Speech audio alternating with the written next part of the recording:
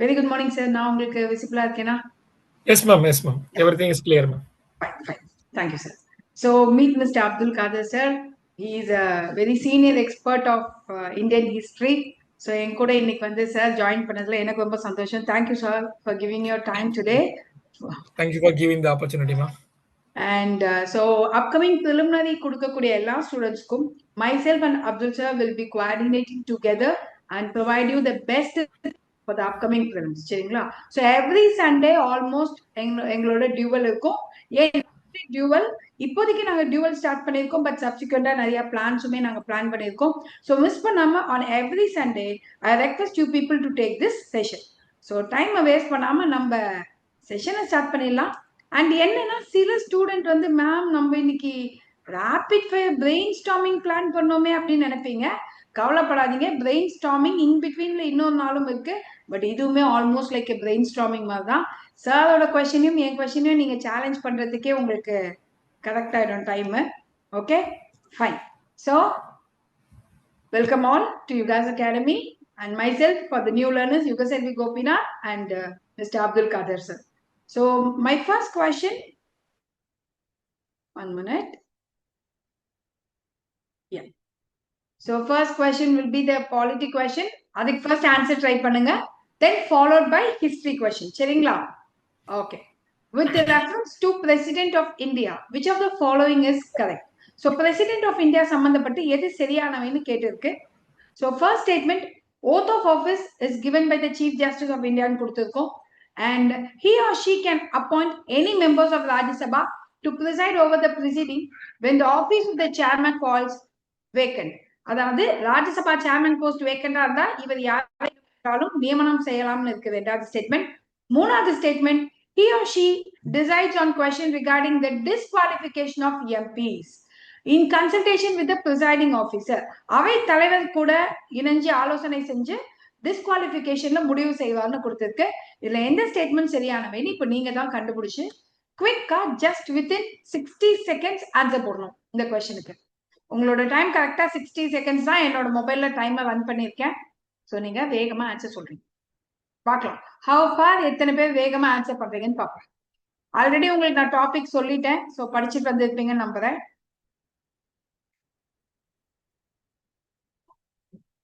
So, 2 students are going with A.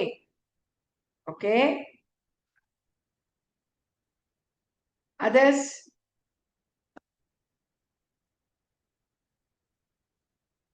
C. Okay. D. Subhasri is going with D. Okay. என்ன rapid fire செஷன்ல rapid ஃபயரே இல்லாம answer போட்டுட்டு இருக்கீங்க? டக்கு டக்குன்னு answer பண்ண வேணாமா? 60 செகண்ட்ஸ் தான் நமக்கு டைம் எக்ஸாம்லயுமே. இங்க நீங்க எந்த வேகத்துல எங்க கூட இன்டராக்ட் பண்றீங்களோ அந்த வேகத்துல உங்களுக்கு எக்ஸாம்ல பெர்ஃபெக்ட்டா போட முடியும், ஞாபகம் வச்சுக்கோங்க. Fine, your time is over. இப்போ நான் ஆன்சர் சொல்றேன். இந்த answer is 1 only, that is A only. எப்படி மேம் A only சொல்றீங்க அப்படின்னு நீங்க நினைக்கலாம். ஃபர்ஸ்ட் இந்த ஸ்டேட்மெண்ட்டை நம்ம இவாலுவேட் பண்ணலாம். ஃபர்ஸ்ட் ஸ்டேட்மெண்ட் கரெக்டான்னு கேட்டா perfectly correct. That is according to article 60. Article 60ல பிரசிடென்டோட ஓத்து செஞ்சு வைக்கிற சீஃப் ஜஸ்டிஸ் ஆஃப் இந்தியா அப்படின்னு கான்ஸ்டிடியூஷன்ல சொல்லியிருக்கு. சீஃப் ஜஸ்டிஸ் ஆஃப் இந்தியா இல்லைன்ற ஆப்ஷன்ஸ்ல the senior most judge, the senior most judge can do it அப்படின்றதும் கான்ஸ்டிடியூஷனல் ப்ரொவிஷன் தான். அப்போ ஃபர்ஸ்ட் ஸ்டேட்மெண்ட் பெர்ஃபெக்ட்லி கரெக்ட். அப்ப ரெண்டாவது ஸ்டேட்மெண்ட்ல எங்க தப்பு அப்படின்னு கேட்டீங்கன்னா நல்லா ஞாபகம் வச்சுக்கோங்க.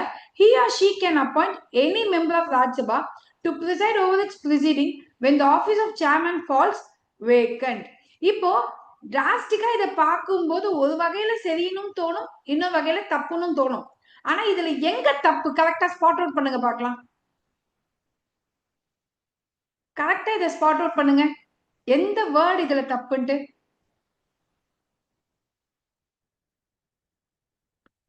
இப்ப லிட்டரலா இதை டக்குன்னு பார்க்கும்போது எல்லா ஸ்டூடெண்ட்ஸுமே கரெக்ட் தானே மேம், சேர்மன் இல்லைன்னா பிரசிடென்ட் அடுத்த பர்சனை சூஸ் பண்ணலாமே அப்படின்னு நினைச்சுப்பீங்க. பட் நல்லா ஞாபகம் வச்சுக்கோங்க, கான்ஸ்டிடியூஷன் என்ன சொல்லியிருக்குன்னா சேர்மன் அண்ட் டெப்டி சேர்மன் இந்த ரெண்டு போஸ்டுமே வேக்கண்டா இருக்கும் பட்சத்துல மட்டும்தான் பிரசிடென்டால ஒரு பர்சனை சூஸ் பண்ண முடியும்.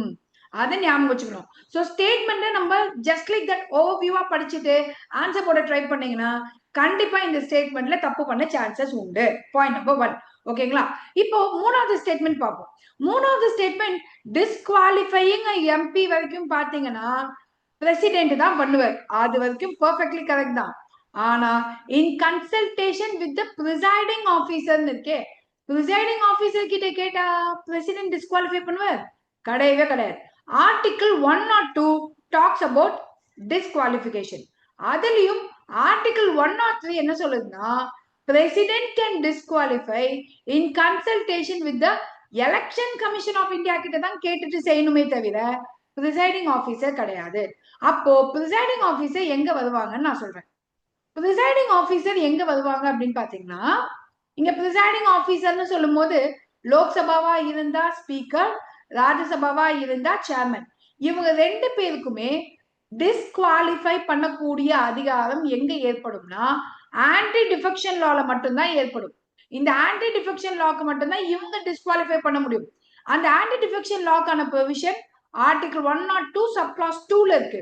ஆனா ஆர்டிகிள் 102 சப் கிளாஸ் 1ல unsound mind, insolvent, not a citizen, இந்த மாதிரி காரணங்களுக்காக டிஸ்குவாலிஃபை செய்யறதா இருந்தா பிரசிடென்ட் செய்வார் in consultation with the election commission of India.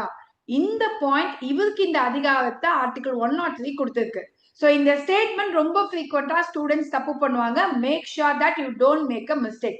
அது மட்டும் இல்லாம இவங்களினுடைய ஒப்பீனியனை ஜுடிஷியல் ரிவ்யூக்கு கொண்டு போக முடியும். ஆனா பிரசிடென்ட் டிஸ்குவாலிஃபை பண்றத ஜுடிஷியல் ரிவ்யூக்கு கொண்டு போக முடியாது. இதுவுமே ரொம்ப இம்பார்ட்டன்டான ஃபேக்ட். அடுத்த வாட்டி நான் சொல்லி கொடுக்கும் போது இதுக்கான ரெலவென்ட் கேசஸும் நான் சொல்றேன். சரிங்களா? இப்ப இந்த கொஸ்டின் தெளிவா இருக்கீங்களா? சோ ஒரு சின்ன வேர்ட் பிளே தான். ஆனா அந்த சின்ன வேர்டை கவனிக்காம போட்டுட்டா ரொம்ப க்ளோஸா தெரிஞ்ச கொஸ்டின் கூட நம்ம தப்பு பண்ண சான்சஸ் இருக்கு. Are you clear my dear students? So இந்த ஸ்டேட்மெண்ட் அண்ட் இந்த கொஸ்டின் தெளிவா இருக்கு இல்லையா? Any doubts? Sure not? சரி, இப்போ let us go to the next question. So the next question will be followed by Mr. Abdul sir.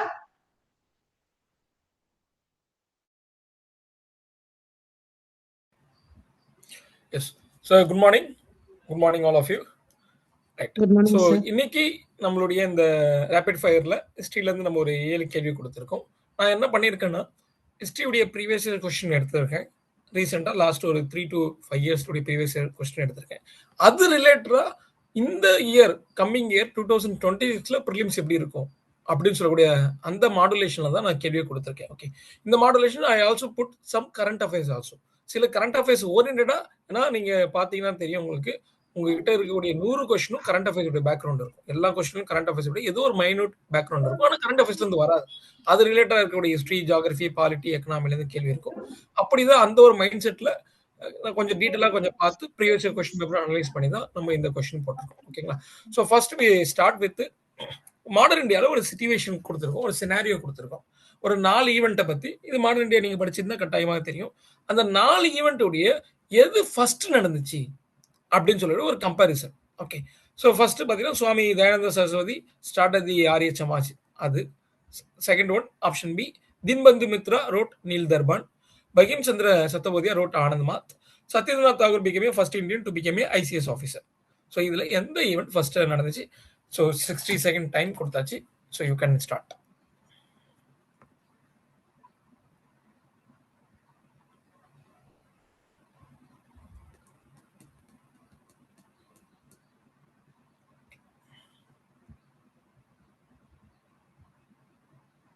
Very 2 பேர் போட்டிருக்கீங்க. What about others?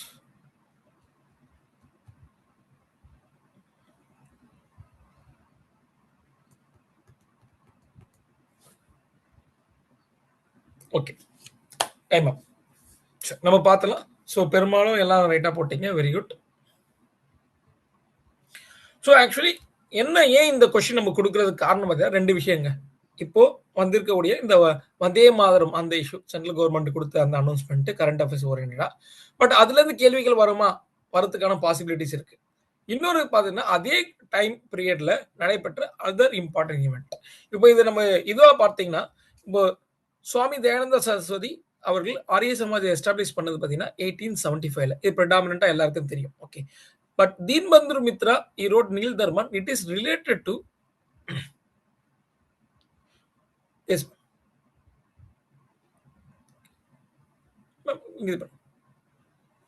Next slide. So Dinbandhu Mitra, this is related to Neel Darpan அவர் எழுதுன்னு பார்த்தீங்கன்னா indigo revolt. இப்போ இதுதான் இது முக்கியமான ஒரு பாயிண்ட். நம்ம அந்த ஆனந்த் மாத் அவர் எழுதுன ஆனந்த் மாத்தில் இருக்கக்கூடிய வந்தே மாதரம் சொல்ல it's a different story. But if taken as a அந்த இண்டிகோ ரிவோல்ட் சொல்லக்கூடியது வென் த ஈஸ்ட் இந்தியா கம்பெனியை கம்ப்ளீட்டாக நம்ம அபாலிஷ் பண்ணுறோம் 1858 நம்மனா British parliament directly take over the administration of India. British Indian டெரிட்டரியை 1858 எடுக்கிறாங்க. எடுத்த உடனே அவங்க கொடுத்த ஃபர்ஸ்ட் விஷயம் என்னன்னா to access to all European planters. எல்லா யூரோப்பியன் பிளான்டர்ஸையும் இந்தியாவில் வந்து நீங்க ட்ரேட் பண்றதுக்கான ஒரு பர்மிஷன் கொடுக்குறாங்க. அந்த பர்மிஷன்ல ஒரு மிக முக்கியமான ஒரு ஸ்கீம் அது. இந்த scheme till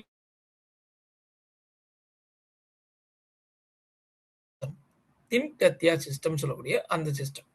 so what is Tinkathia system நீங்க எடுத்து பார்த்தீங்கன்னா ஸோ கமர்ஷியலைசேஷன் ஆஃப் அக்ரிகல்ச்சர். அந்த தின்கத்தியா சிஸ்டமுடைய ஆப்ஷனல்ல ரொம்ப டீட்டெயிலாக இதை எடுப்போம். மெயின்ஸ் பெர்ஸ்பெக்டிவ்ல இது ரொம்ப ரொம்ப இம்பார்ட்டன்ட். இந்த வாட்டி இதுல இருந்து ப்ரிலிம்ஸ் ஓரியன்டட் கேள்வி வரதுக்கான மேக்ஸிமம் ப்ராபபிலிட்டி இருக்கு. Okay, so this Tinkathia system உடைய நோக்கமே என்னன்னா commercialization of agriculture in India. நீங்க ஒரு ப்ரிலிம்ஸ்ல 2022 வந்த ப்ரிலிம்ஸ்லோட ஒரு கொஸ்டின், ஈஸ்ட் இந்தியா கம்பெனினாலையும் பிரிட்டிஷ் கவர்மெண்ட்னால இந்தியாவில் நடந்த ஒரு நல்ல விஷயம் அப்படின்னு ஒரு கேள்வி வந்துருச்சு, டைரக்டா வந்துருச்சு. அந்த கேள்விக்கு ஆன்சர் இதுதான். பிரிட்டிஷ்னால நம்ம நடந்த ஒரு நிறைய விஷயத்துல ஒரு நல்ல விஷயம் பார்த்தீங்கன்னா கமர்ஷியலைசேஷன் ஆஃப் அக்ரிகல்ச்சர். இந்தியாவில் கேஷ் கிராஃபை அவன் வந்த பிறகுதான் நம்ம இன்க்ரீஸ் பண்ண ஆரம்பிச்சோம். ஒரு கமர்ஷியல் பெர்ஸ்பெக்டிவ்ல ஒரு எக்கனாமிக்கல் பெர்ஸ்பெக்டிவ்ல நம்ம அக்ரிகல்ச்சரை டெவலப்மெண்ட் பண்ண ஆரம்பிச்சது எஸ்பெஷலி ஆஃப்டர் 1858. ஓகேங்களா, அதை இவன் பண்ணான். அதுக்காக கொண்டு வரப்பட்டதுதான் இந்த தின்கத்தியா சிஸ்டம். பட் இந்த தின்கத்தியா சிஸ்டம் உடைய நோக்கம் என்னன்னா, for example if I have 20 acres of land, அதுல 3 acres ஆஃப் லேண்ட் 3/20, அந்த 3/20 என்ன பண்ணணும்னா யூரோப்பியன் பிளான்டர்ஸ் எந்த கிராப்ஸ் கொடுக்குறானோ அந்த கிராப்ஸை தான் கம்பல்சரி என்ன பண்ணணும், கல்டிவேட் பண்ணணும் அப்படின்னு சொல்லக்கூடிய ஒரு ஸ்கீம் தான் இந்த தின்கத்தியா சிஸ்டம். ஸோ அப்போ அந்த European planter especially the targeted over the Bengal region, பெங்காலுடைய அந்த ஃபெர்டைல் லேண்ட் இருந்தனால பெங்கால், பீகார், ஒரிசா ரீஜன்ல indigo cultivation, because the indigo is a very important things during the time. So indigo natural டைலேருந்து எடுக்கக்கூடிய அந்த இண்டிகோ பிளான்டேஷனால இண்டிகோ கல்டிவேஷனை ப்ரிடாமினண்டா ஃபோர்ஸ் பண்ணாங்க. அப்போ அங்க இருந்த local farmers oppose the indigo cultivation.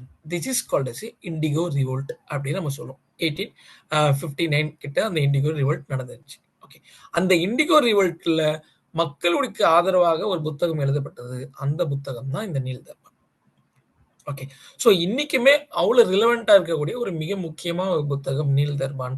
So that was a very important book. It was written very earliest. அந்த 4 ஆப்ஷன்ல வெரி ஏர்லியஸ்டா எழுதப்பட்டது அந்த 1859.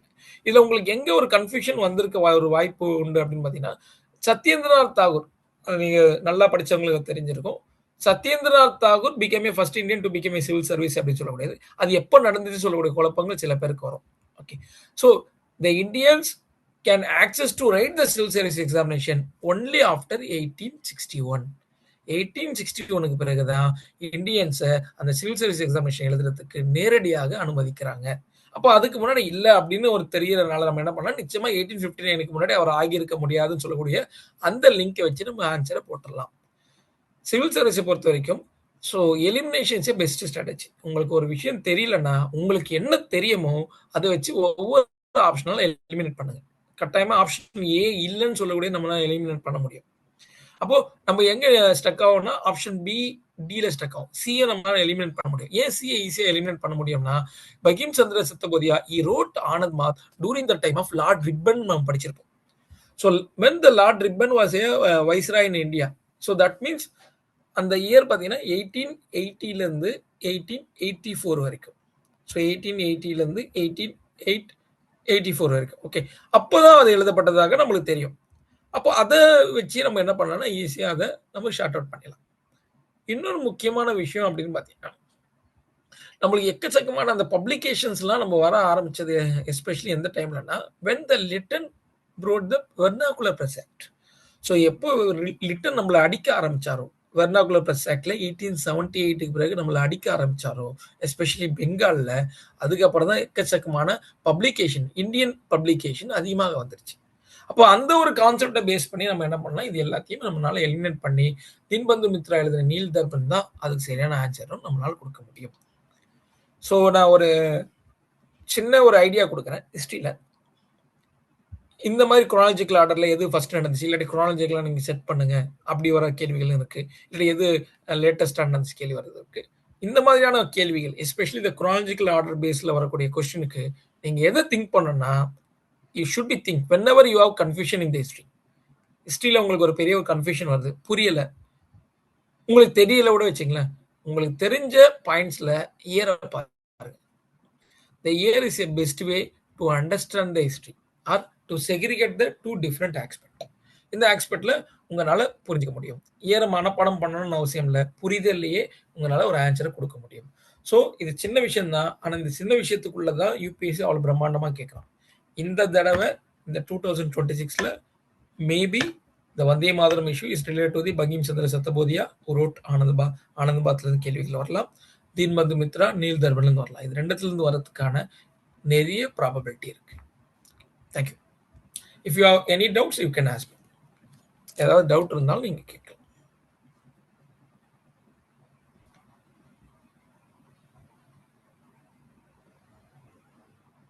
Okay, I hope so. உங்களுக்கு டவுட்ஸ் இல்லைன்னு நாங்கள் எடுத்துக்கிறோம். ஏன்னா டவுட்ஸ் யாரும் கேட்கல. டவுட்ஸ் கேட்குற அளவுக்கு இல்லை. சார் வந்து ரொம்ப டெப்த்தாகவே எக்ஸ்பிளைன் பண்ணியிருக்காங்க. அண்ட் சார் சொல்ல சொல்ல நானும் உங்களுக்கு நோட் அவுட் பண்ணியிருக்கேன். So now let us go to the next question. So the next question will be on Indian polity, especially president. சரிங்களா? Consider the following statement.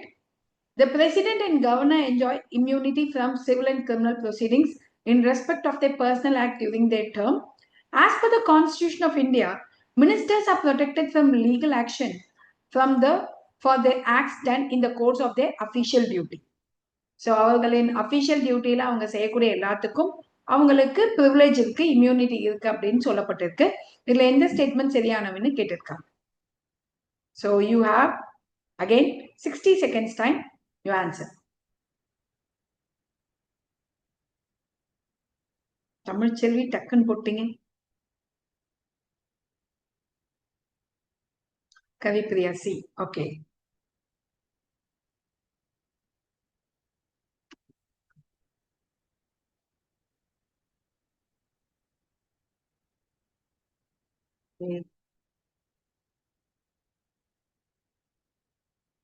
நிறைய டி வந்திருக்கு, ரெண்டுமே தப்புட்டீங்க. Okay, C D. Okay okay fine, time over. சரி, இப்போ இந்த கொஸ்டினை நீங்க கவனிக்கும் போது உங்க மைண்ட் வைஸ் என்னென்னலாம் தோணி இருக்கும், எதை வச்சு நீங்க ஆன்சர் போட்டுருப்பீங்கன்னு நான் ஃபர்ஸ்ட் சொல்றேன். சிவில் அண்ட் கிரிமினல் ஆக்ஷன்ஸ் அவர் மேல எடுக்க முடியாதா? இல்லையே, 2 months முன்னாடி அட்வான்ஸ் நோட்டீஸ் கொடுத்துட்டு அதுக்கப்புறம் சிவில் ஆக்ஷன் எடுக்கலாம்னு நம்ம படிச்சிருப்போமே அப்படின்னு தோணிருக்கும். ஆனா இந்த ஸ்டேட்மெண்ட் ஆக்சுவலி கரெக்டான ஸ்டேட்மெண்ட் தான். ஏன் கரெக்ட்னா, அவரினுடைய பதவி காலத்துல எடுக்க முடியுமான்றதுதான் statement. The president and governor enjoy immunity from civil and criminal proceedings in respect of their personal act even during their term. இப்போ உங்களுக்கு அடுத்த பாயிண்ட் என்னன்னா, மேம் அவர் பர்சனலா செஞ்சதுக்கு கூட இம்யூனிட்டி இருக்கும் அப்படின்னு தோணும். நல்லா ஞாபகம் வச்சுக்கோங்க, பர்சனலா செஞ்சாலும் சரி, அபிஷியலா செஞ்சாலும் சரி, அவரினுடைய பதவி காலத்துல அவர் மேல எந்த விதமான சட்ட நடவடிக்கையும் எடுக்க கூடாது. ஆர்டிகல் 361 என்ன சொல்லுதுன்னா, அவரோட அபிஷியல் டியூட்டிஸ் எதையுமே கோர்ட் கேள்வி கேட்கவும் முடியாது. At the same time they have the privilege of not to get arrested. இவங்கள அவங்களோட டென்யூர் பீரியட்ல அரெஸ்ட் பண்ணவும் முடியாது. இதை நல்லா ஞாபகம் வச்சுக்கோங்க. இவங்க மேல எந்த சிவில் ஆர் கிரிமினல் ப்ரொசீடிங்ஸ் நம்ம இனிஷியேட் பண்றதுக்கான ஸ்கோப்பே கிடையாது. Are you clear? சோ சிவிலும் எடுக்க முடியாது, கிரிமினலும் எடுக்க முடியாது. இது ஃபர்ஸ்ட் நம்ம புரிஞ்சுக்க வேண்டிய ஃபர்ஸ்ட் பாயிண்ட். அப்போ both for personal act as well as official act, இந்த ரெண்டு ஆக்டுக்குமே இவங்களுக்கு இம்யூனிட்டி இருக்கு. ஓகேயா? அப்போ 2 இதுலயும் அவங்க தப்பு பண்ணாலும் அவங்க மேல சட்ட நடவடிக்கைகள் எடுக்க முடியாது. அப்ப நம்ம அந்த 2 months பார்த்தோமே மேம், அது எதுக்குன்னு கேட்டீங்கன்னா, இது ஏதேனும் சிவில் லைபிலிட்டிஸ் அவங்க மேல இருந்தா அதுக்கு தான் 2 months முன்னாடி அட்வான்ஸ் நோட்டீஸ் கொடுத்துட்டு அவங்க மேல நடவடிக்கைகள் எடுக்க ஆரம்பிக்கலாம். அப்போ கூட இந்த 2 months அட்வான்ஸ் நோட்டீஸ்ல அவங்கள பதவியில இருந்து இறக்கிடுவாங்க, அவர் ரிசைன் பண்ணிடுவாங்க. அதுக்கப்புறம் வேணா எடுக்கலாம். இதே கிரிமினல் ஆக்டிவிட்டியா இருந்தா இம்மீடியட்டா நம்ம என்ன பண்ணுவோம், இவரை இம்பீச் பண்ணிடுவோம் அக்கார்டிங் டு ஆர்டிகிள் 61. ஸோ 61 பிரகாரம் இம்பீச் பண்ணிட்டு அவர் பதவியில இருந்து இறக்கிட்டு அதுக்கப்புறமா தான் அவர் மேல அரெஸ்ட் வாரண்டோ எதுவுமே இஷ்யூ பண்ண முடியுமே தவிர அவர் பதவியில் இருக்கும் பொழுது இதுல எதையுமே நம்மளால செய்ய முடியாது. சோ இப்போ உங்களுக்கு அந்த ஃபர்ஸ்ட் ஸ்டேட்மெண்ட் தெளிவா இருக்குங்களா எவ்ரிவன்? எஸ். சரி, இப்போ let us go to the second statement. ஏன்னா மினிஸ்டர்ஸ்க்கு பிரிவிலேஜ் இருக்கா அப்படின்றது தான் நமக்கு சில முக்கியமான டவுட்ஸா இருக்கும். மேம் நம்ம படிச்சிருக்கோமே ma'am, parliamentary privilege is applicable to மினிஸ்டர்னு. அந்த பார்லிமெண்டரி பிரிவிலேஜ்ன்ற வேர்டுக்கு என்ன தெரியுங்களா மீனிங்? கான்ஸ்டிடியூஷன் என்ன பிரிவிலேஜ் கொடுத்திருக்குன்னா, இந்த privilege article 105 for MPs and 194 for the MLA and MLC. இந்த பிரிவிலேஜ் என்ன சொல்லுதுன்னா, அவை நடக்கும் பொழுது, அதாவது செஷன்ல இருக்கும் பொழுது அவங்களை அரெஸ்ட் பண்ண முடியாது, அவங்க வந்து கோர்ட்டுக்கு பதில் சொல்ல வேண்டிய அவசியம் கிடையாது. அவங்க பார்லிமெண்ட்டுக்கு உள்ள செய்யக்கூடிய அல்லது பேசக்கூடிய எந்த விஷயத்துக்கும் they are not answerable to the court. இதுதான் பார்லிமெண்டரி பிரிவிலேஜஸ். புரிஞ்சுதுங்களா? ஸோ அகைன் ஐம் ரிப்பீட்டிங், ஒரு மினிஸ்டருக்கு, எம்பிக்கு, எம்எல்ஏஸ்க்கு இவங்களுக்கெல்லாம் வந்து கொடுக்கப்படுற பார்லிமெண்டரி பிரிவிலேஜ்ன்றது செஷன் டைம்ல அரெஸ்ட் பண்ண முடியாது. கோர்ட் எதுக்காவது வந்து ஆஜராகுங்கன்னு சொன்னா செஷன் நடக்கும் போது இவங்க போகணும்னு அவசியம் கிடையாது. இந்த மாதிரி சில பல எக்ஸம்ஷன்ஸ் இவங்களுக்கு உண்டு. பட் அதுக்காக லீகல் ஆக்ஷனே எடுக்க முடியாதான்னு கேட்டா நோ இஸ் த ஆன்சர். இவங்களும் சாதாரண சிட்டிசன்ஸ் மாதிரி தான். they are also equal to the citizens. அப்ப அபிஷியல் டியூட்டிக்கு மட்டும்தான் நம்ம கொடுத்தோமே தவிர மத்தபடி பர்சனலா ஏதாவது அவங்க செஞ்சாலோ, அவங்க அபிஷியல் டியூட்டில இருக்கும் பொழுதே அவங்க பர்சனலா ஏதாவது தப்பு செஞ்சாலோ அவங்க மேல லீகல் ஆக்ஷன்ஸ் எடுக்க முடியும். நல்லா ஞாபகம் வச்சுக்கோங்க. புரிஞ்சுதா? அப்ப மினிஸ்டர்ஸ்க்கு பிரிவிலேஜஸ் இருக்கா? மினிஸ்டருக்கு இந்த மாதிரி பிரசிடென்ட் கவர்னர் மாதிரி ஏதாவது இம்யூனிட்டி இருக்கான்னு கேட்டா கிடையாது. மினிஸ்டர் வந்து ஒரு சிட்டிசன் மாதிரி தான். தப்பு பண்ணா உடனடியாக அரெஸ்ட் செய்ய முடியும். நம்ம எத்தனை மினிஸ்டர்ஸ் அரெஸ்ட் பண்ணி பார்த்திருக்கோம். So the second statement is perfectly a wrong statement. இப்ப இது புரிஞ்சுதா? ஏன்னா இதெல்லாம் நம்ம கவனிக்கவே மாட்டோம். எக்ஸாம் ஹால்ல உட்காரும் போதுதான் நம்ம இதெல்லாம் படிச்சோம், மினிஸ்டர்லாம் சிஓஎம்லாம் நல்லா படிச்சுட்டு வந்தோமே, பட் என்னடா இங்க வித்தியாசமா இருக்கே ஸ்டேட்மெண்ட்னு அங்க போய் உட்கார்ந்து திங்க் பண்ணுவீங்க. But this is the way actually the UPSC frames the question. So upcoming UPSC preliminary எடுக்கிற ஸ்டூடெண்ட் மிஸ் பண்ணாம நாங்க போடுற எல்லா டியூவல் செஷன்ஸையும் ரெகுலரா பார்த்துட்டு வாங்க, உங்களுக்கு நல்ல இன்சைட்ஸ் கிடைக்கும். இப்போ இந்த கொஸ்டின்ல ஏதாவது டவுட்ஸ் இருந்தா எங்கிட்ட கேட்கலாம். ஸோ இதற்கான ஆர்டிகல் என்ன ஞாபகம் இருக்கு இல்லையா? ஆர்டிகல் 361. இதுவுமே ரொம்ப முக்கியமான ஆர்டிகல் தான் எப்பவுமே. Okay, any doubts? Sure not? அடுத்த கொஸ்டின் போகலாமா? So the next question will be followed by Abdul Sir, history. Okay, இது ரொம்ப ஒரு ஈஸியான கொஸ்டின். இதுவும் ப்ரீவியஸ் கொஸ்டின் தான் நம்ம கேட்டிருந்தோம். இது கேட்டதுக்கான காரணம் என்னன்னா, இப்போ ரீசெண்ட் டைம்ல பார்த்தீங்கன்னா ஆர்ட் அண்ட் ஆர்கிடெக்சர்லேருந்து உங்களுக்கு எக்கச்சக்கமான கேள்வி அது ரிலேட்டடான ஒரு எக்ஸ்பிளனேஷன் கொடுக்கலாம் சொல்லி தான் கேட்டிருக்கோம். ஓகே, ஸோ கல்யாண மண்டபம் எந்த டைனாசிட்டி டைம்ல ஒரு பெரிய அளவில் டெம்பிளை கட்ட ஆரம்பிச்சாங்க அப்படின்னு சொல்லி ஒரு கேள்வி. ஆன்சர் கொடுங்க. ஓகே,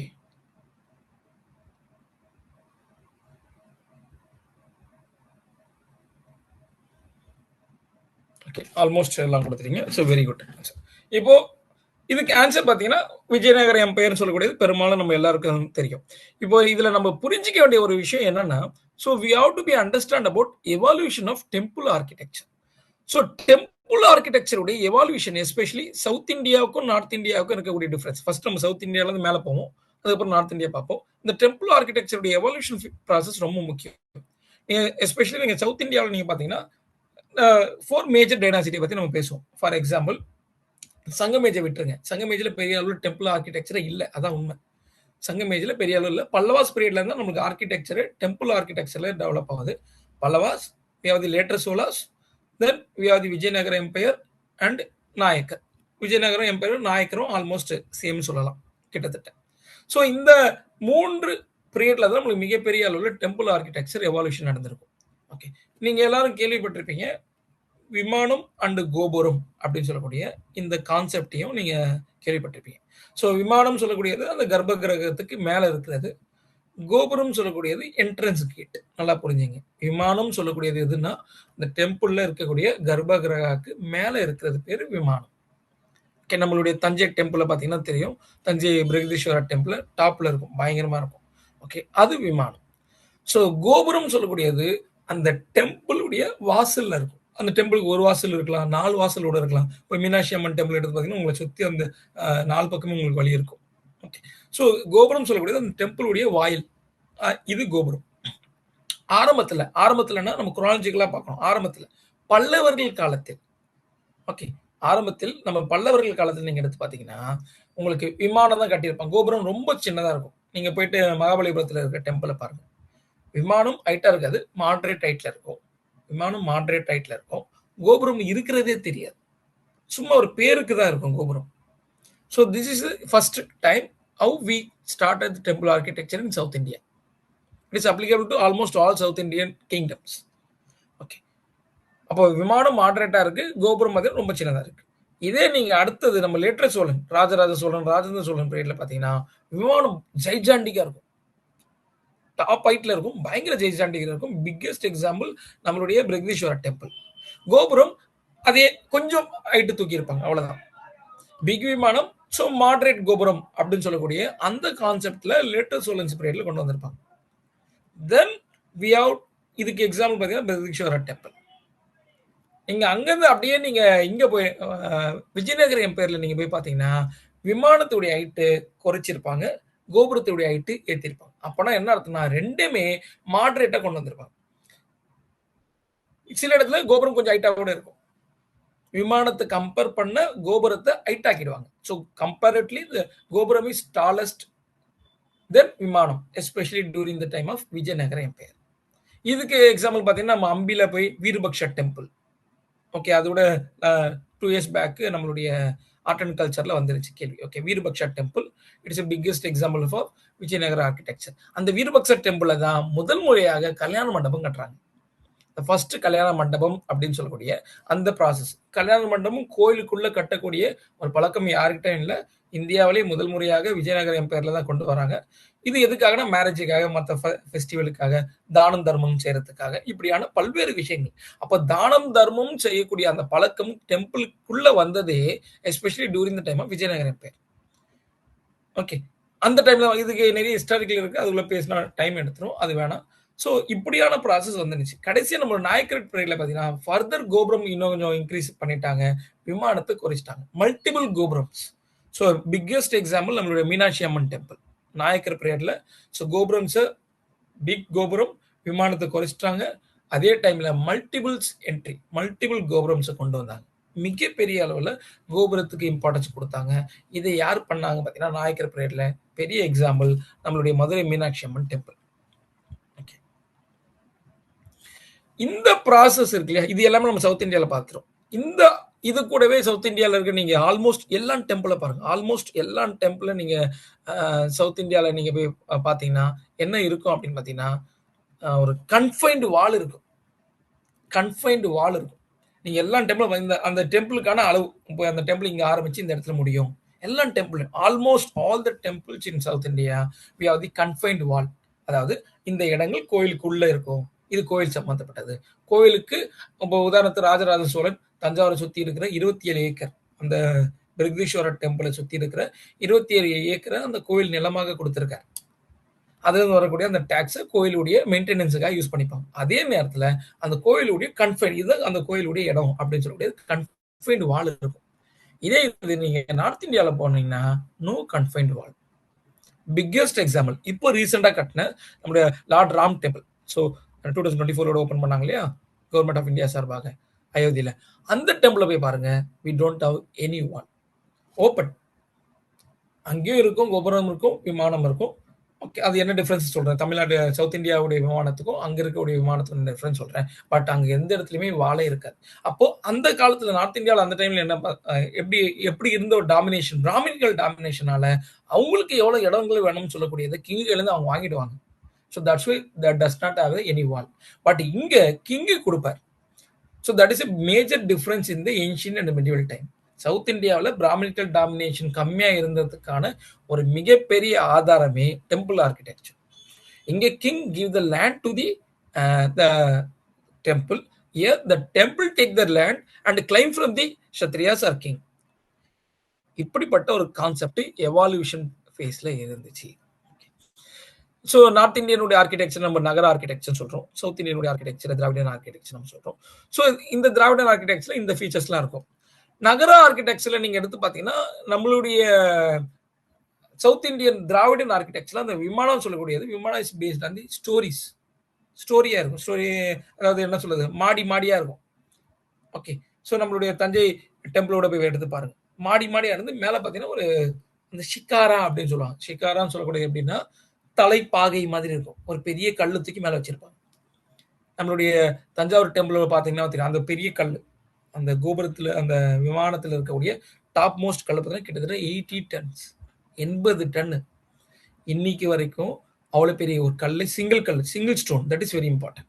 அவ்வளோ பெரிய கல் எப்படி எடுத்துட்டு அவ்வளோ ஹைட்டில் வச்சிருக்காங்கன்னு கண்டுபிடிக்க முடியல ஹிஸ்டாரிக்கலாக. So we have lot of interpretation இருக்குது இப்படி பண்ணியிருப்பாங்க. ஏன்னா இன்னைக்கு இருக்கிற தஞ்சாவூர்ல இருந்து கிட்டத்தட்ட ஒரு 80-100 கிலோமீட்டருக்கு எந்த இடத்துலையுமே மவுண்டெயினே இல்லை. ஒன்று திருச்சிக்கு வரணும், அப்படி இல்லைன்னா புதுக்கோட்டைக்கு வரணும். தஞ்சாவூர் மவுண்டெயினே இல்லாத ஒரு இடத்துல ஒரே கல் 80 டன்னு கல் எப்படி எடுத்து வந்து அவ்வளோ மேலே வச்சிருக்காங்க. ஸோ பெரிய ஒரு மார்வலஸ் திங்க் இது. பெரிய அளவு ஒர்க் பண்ணியிருப்பாங்க, யானைகளை பயன்படுத்தியிருப்பாங்க. கிட்டத்தட்ட ஒரு 10 கிலோமீட்டருக்கு இல்லாட்டி ஒரு 2-3 கிலோமீட்டர் அவங்க என்ன அந்த ஸ்லோப்பாக அவன் போட்டு அதிலும் ஸ்லோவாக தான் கொண்டு வந்திருப்பான். அப்போ 80 கிலோமீட்டர் தள்ளி கொண்டு வரணும்னா அப்போ எவ்வளோ வேலைப்பாடுகள் நடந்திருக்கும் பாருங்க, இமேஜின் பண்ணி பாருங்க. ஸோ அப்போ நம்ம கிட்ட இருக்க சவுத் இந்தியாவில் இருக்கக்கூடிய அந்த விமானம் சொல்லக்கூடியது ஹைட்டா இருக்கும். ஆரம்பத்தில் போக போக அந்த ஹைட்டு குறைஞ்சிருச்சு, கோபுரத்தோட ஹைட்டு கொண்டு வந்துட்டாங்க. But biggest difference between north Indian and south Indians பார்த்தீங்கன்னா நம்ம கிட்ட அந்த ஷிக்காரான்னு சொல்லக்கூடியது பவர்ஃபுல்லா இருக்கும், வெயிட்டா வச்சிருப்போம். ஓகே, அதே மாதிரி நம்ம கிட்ட நிறைய ஸ்டோரிஸ் இருக்கும், நிறைய மாடி மாடி அடுக்கி வச்சிருப்போம்.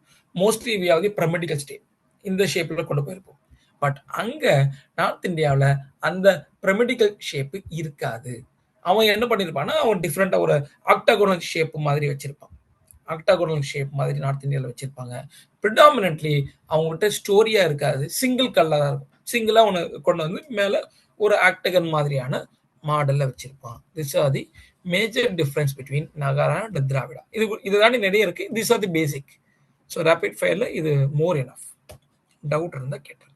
இங்க புரிஞ்சிக்க வேண்டிய விஷயம் என்னன்னா இந்த எவால்யூஷன் பாருங்க, அந்த Pallavas, later Cholas, Vijayanagara empire and Nayakar, அந்த எவால்யூஷன் நீங்க ஃபுல்லா புரிஞ்சிட்டீங்கன்னா it will be very easy for you. Okay, இன்னொரு செக்ஷன்ல இதே நார்த் இந்தியாவோட பெரிய எவால்யூஷன் ப்ராசஸ் இருக்கு, அதையும் நம்ம பார்ப்போம்.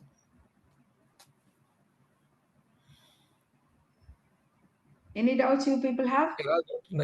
சொல்லுங்க. See, இந்த செஷன் உங்களுக்காக தான், நீங்க தான் வந்து பேசணும். ஓகேங்களா? இன்ஃபேக்ட் சொல்லணும்னா சார் தேங்க்யூ. நானே வந்து ஹிஸ்டரி இவ்வளோ அழகா இந்த ஆர்கிடெக்சர்லாம் கேட்டதில்லைன்னு நினைக்கிறேன். உண்மையாவே இவ்வளோ விஷயங்கள் இருக்கா அப்படின்றது இப்போதான் நானுமே பார்க்குறேன். It's very clear. Thank you so much sir. I think other students also have the same opinion, I think just like me. Yes, உண்மையா. ஏன்னா படிக்கும் போது நம்ம எல்லா சப்ஜெக்டோட ஹிஸ்டரி தான், அதுவும் ஏன்ஷியன் மிடிவல் எடுக்கணும்னாலே பாதி ஸ்டூடெண்ட்ஸ்க்கு வந்து நைட் மேர் மாதிரி ஆயிடும். என்னடா இது ரொம்ப ட்ரையா போகுது, இதெல்லாம் எப்படி ஞாபகம் வச்சு விமானம் கோபுரம்லாம் ஞாபகம் வச்சுட்டு we used to have it like a nightmare. But இப்போ நீங்க சொல்லும் போது எனக்கே வந்து லைக் ஐயோ நம்ம அப்போ சாருக்கு ஸ்டூடெண்டா இருந்திருக்க கூடாதா அப்படின்னு நினைக்கிற அளவுக்கு கொண்டு போயிட்டீங்க ஹிஸ்டரிய. Very nice sir, thank you so much. I think நம்ம அண்டர்ஸ்டாண்டிங் பண்ணிட்டோம்னா it's very easy because everything is connected. நம்ம கிட்ட இருக்க பெரிய இஷ்யூ ஒரு இதோட நீங்க ஒரு ஐடியா எடுத்துக்கலாம். ஹிஸ்டரியில தயவு செய்து நீங்க தனியா படிக்காதீங்க. தனியா ஒரு டாபிக் முடிச்சுட்டு இன்னொரு டாபிக் அப்புறம் படிக்காதீங்க. History is completely connected. ஒரு விஷயத்தினால தான் இன்னொரு விஷயம் நடந்திருக்கும். நீங்க அந்த கனெக்டிங் மட்டும் ஃபேக்டர்ஸ் இல்லாட்டி காசஸ் மட்டும் பிடிச்சிட்டிங்கன்னா ஹிஸ்டரி ஈஸி. நம்ம அந்த காசஸை பிடிக்காம ரேண்டமா படிக்கிறதுனால தான் நமக்கு ஹிஸ்டரி டஃபா தெரியுது. மனப்பாடம் பண்ண முடியலன்னு ஃபீல் பண்றோம், ஏற பார்த்து பயப்படுறோம். மனப்பாடம் பண்ணணும்னு அவசியம் இல்லை. ஹிஸ்டரியில அண்டர்ஸ்டாண்டிங் இஸ் எவ்ரிதிங். நீங்க சொல்றது எல்லாமே அந்த கனெக்ஷன் பிடிச்சிட்டீங்கன்னா நீங்க சொல்ற மாதிரி எல்லாமே எங்களுக்கு சொல்லிக் கொடுக்கலையே. எனக்கு சொல்லிக் கொடுத்த ஹிஸ்டரி சார் கூட அந்த காலத்துல அப்படி சொல்லிக் கொடுக்கலையே. ஏன்ஷியன்ட் அண்ட் மிடிவெல்லாம் நான் படிக்கும் போதே like I will be feeling like a nightmare. So I think you all know about Abdul sir. Abdul sir is also a professor. So I think நீங்க வந்து கண்டிப்பா நிறைய இன்சைட்ஸ் வந்து ஸ்டூடெண்ட்ஸ்க்கு ஹிஸ்டரியில கொடுப்பீங்க sir. So I think you people will also enjoy history sir's class from now onwards along with me. Fine. So now இப்போ வந்து நம்ம பாலிட்டி கொஸ்டின் போகலாம். அண்ட் ஒரு ஸ்டூடெண்ட் ஒரு டவுட் கேட்டீங்க, ஆர்டிகல் 361 வந்து பப்ளிகேஷன் ஆஃப் ரிப்போர்ட் இல்லையா மேம்னு. அது 361A. 361 வந்து பிரசிடென்ட் அண்ட் கவர்னர் தான். கன்ஃபியூஸ் ஆகாதீங்க தமிழ்ச்செல்வி. ஆல்ரெடி நீங்க நிறைய கன்ஃபியூஸ் ஆகுறீங்க. ஓகே, தெளிவாருங்க. 361A தான் பப்ளிகேஷன் ஆஃப் ரிப்போர்ட். ஓகேங்களா? சரி, இப்போ அடுத்த கொஸ்டின் போகலாம். Consider the following statement with respect to the election of president. இது ரொம்ப சிம்பிளான கொஸ்டின் தான். The value of vote of elected members of the Legislative Assembly is same across the states to maintain uniformity in the representation. Nominated members of Parliament do not participate. The election is held with a system of proportional representation by means of single transferable vote and by open ballot system. So, இதுக்கான ஆன்சரை இப்போ நீங்க தான் கண்டுபிடிக்கணும். 361A தான் அப்படி சொன்னீங்களா? அப்ப கேபிட்டல் ஏ போடணும் தமிழ்ச்செல்வி, ஸ்மால் ஏ போடக்கூடாது. அது சப் கிளாசஸ். சரிங்களா? ஸ்மால் ஏன்றது சப் கிளாஸ் யூஸ் பண்ற வேர்ட். எங்க 60 செகண்ட்ஸ் டக்கு, இதுக்கு 60 செகண்ட்ஸ் நமக்கு பத்தாது. Take 70 seconds and give you answers.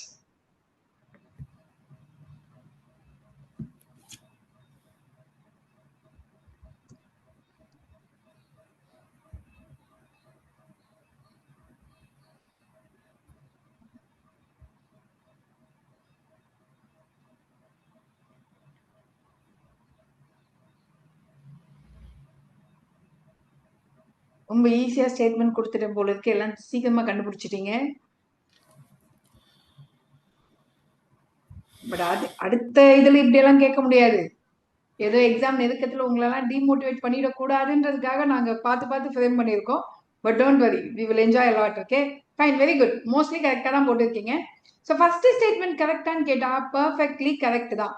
ஏன் கரெக்ட் அப்படின்னா, வி ஆல் நோ ஃபர்ஸ்ட் பிரசிடென்டோட எலெக்ஷன்ல இருக்கக்கூடிய எலக்டோர் யார்? எலக்டோர் என்றால் வாக்காளர்கள் யார்? நம்ம எல்லாருக்குமே தெரிஞ்சபடி elected MLA of the state, ரெண்டாவது elected MLA of the union territory, and then elected MPs of Rajya Sabha and the elected MPs of Lok Sabha. இவங்க மட்டும்தான் பிரசிடென்டோட எலெக்ஷன்ல அதாவது வாக்களிக்க முடியும். இந்த டீமை தான் நம்ம என்னன்னு சொல்றோம்? we call them as electoral college. In fact இந்த எலக்டோரல் காலேஜ்ன்ற இந்த மெத்தடே நம்ம யூஎஸ்ஏல இருந்து காப்பி பண்ணிருக்கோம். யூஎஸ் பிரசிடென்ட்டுக்கு நடக்கக்கூடிய வழிமுறைகள் இது. அப்ப எலெக்ஷன் ஆஃப் த பிரசிடென்ட் நம்ம யூஎஸ் சிஸ்டம் கிட்ட இருந்தா நம்மளுமே அடாப்ட் பண்ணிருக்கோம். ஆனா கொஞ்சம் வித்தியாசப்படும். பர்ஃபெக்டா அவங்களமா அடாப்ட் பண்ணிருக்கோமான்னு கேட்டா கிடையவே கிடையாது. யூஎஸ் பிரசிடென்ட் எலெக்ஷன்ல இருக்கக்கூடிய எலக்டோரல் காலேஜ் ஆட்களே வேற, நம்ம இந்தியால டோட்டலி டிஃபரெண்ட். சரிங்களா?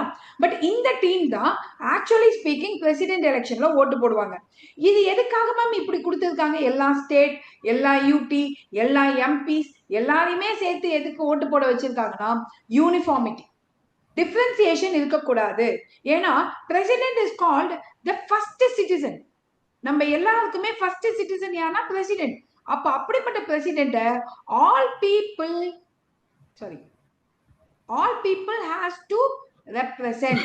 எல்லா பீப்புளும் ரெப்ரசென்ட் பண்ணி தான் அந்த சிட்டிசனை தேர்ந்தெடுக்கணுங்கிற காரணத்துக்காக தான் எல்லா ஸ்டேட்ல இருக்கக்கூடிய தேர்ந்தெடுக்கப்பட்ட எம்எல்ஏக்களை மட்டும் சேர்த்துருக்கோம். நல்லா ஞாபகம் வச்சுக்கோங்க.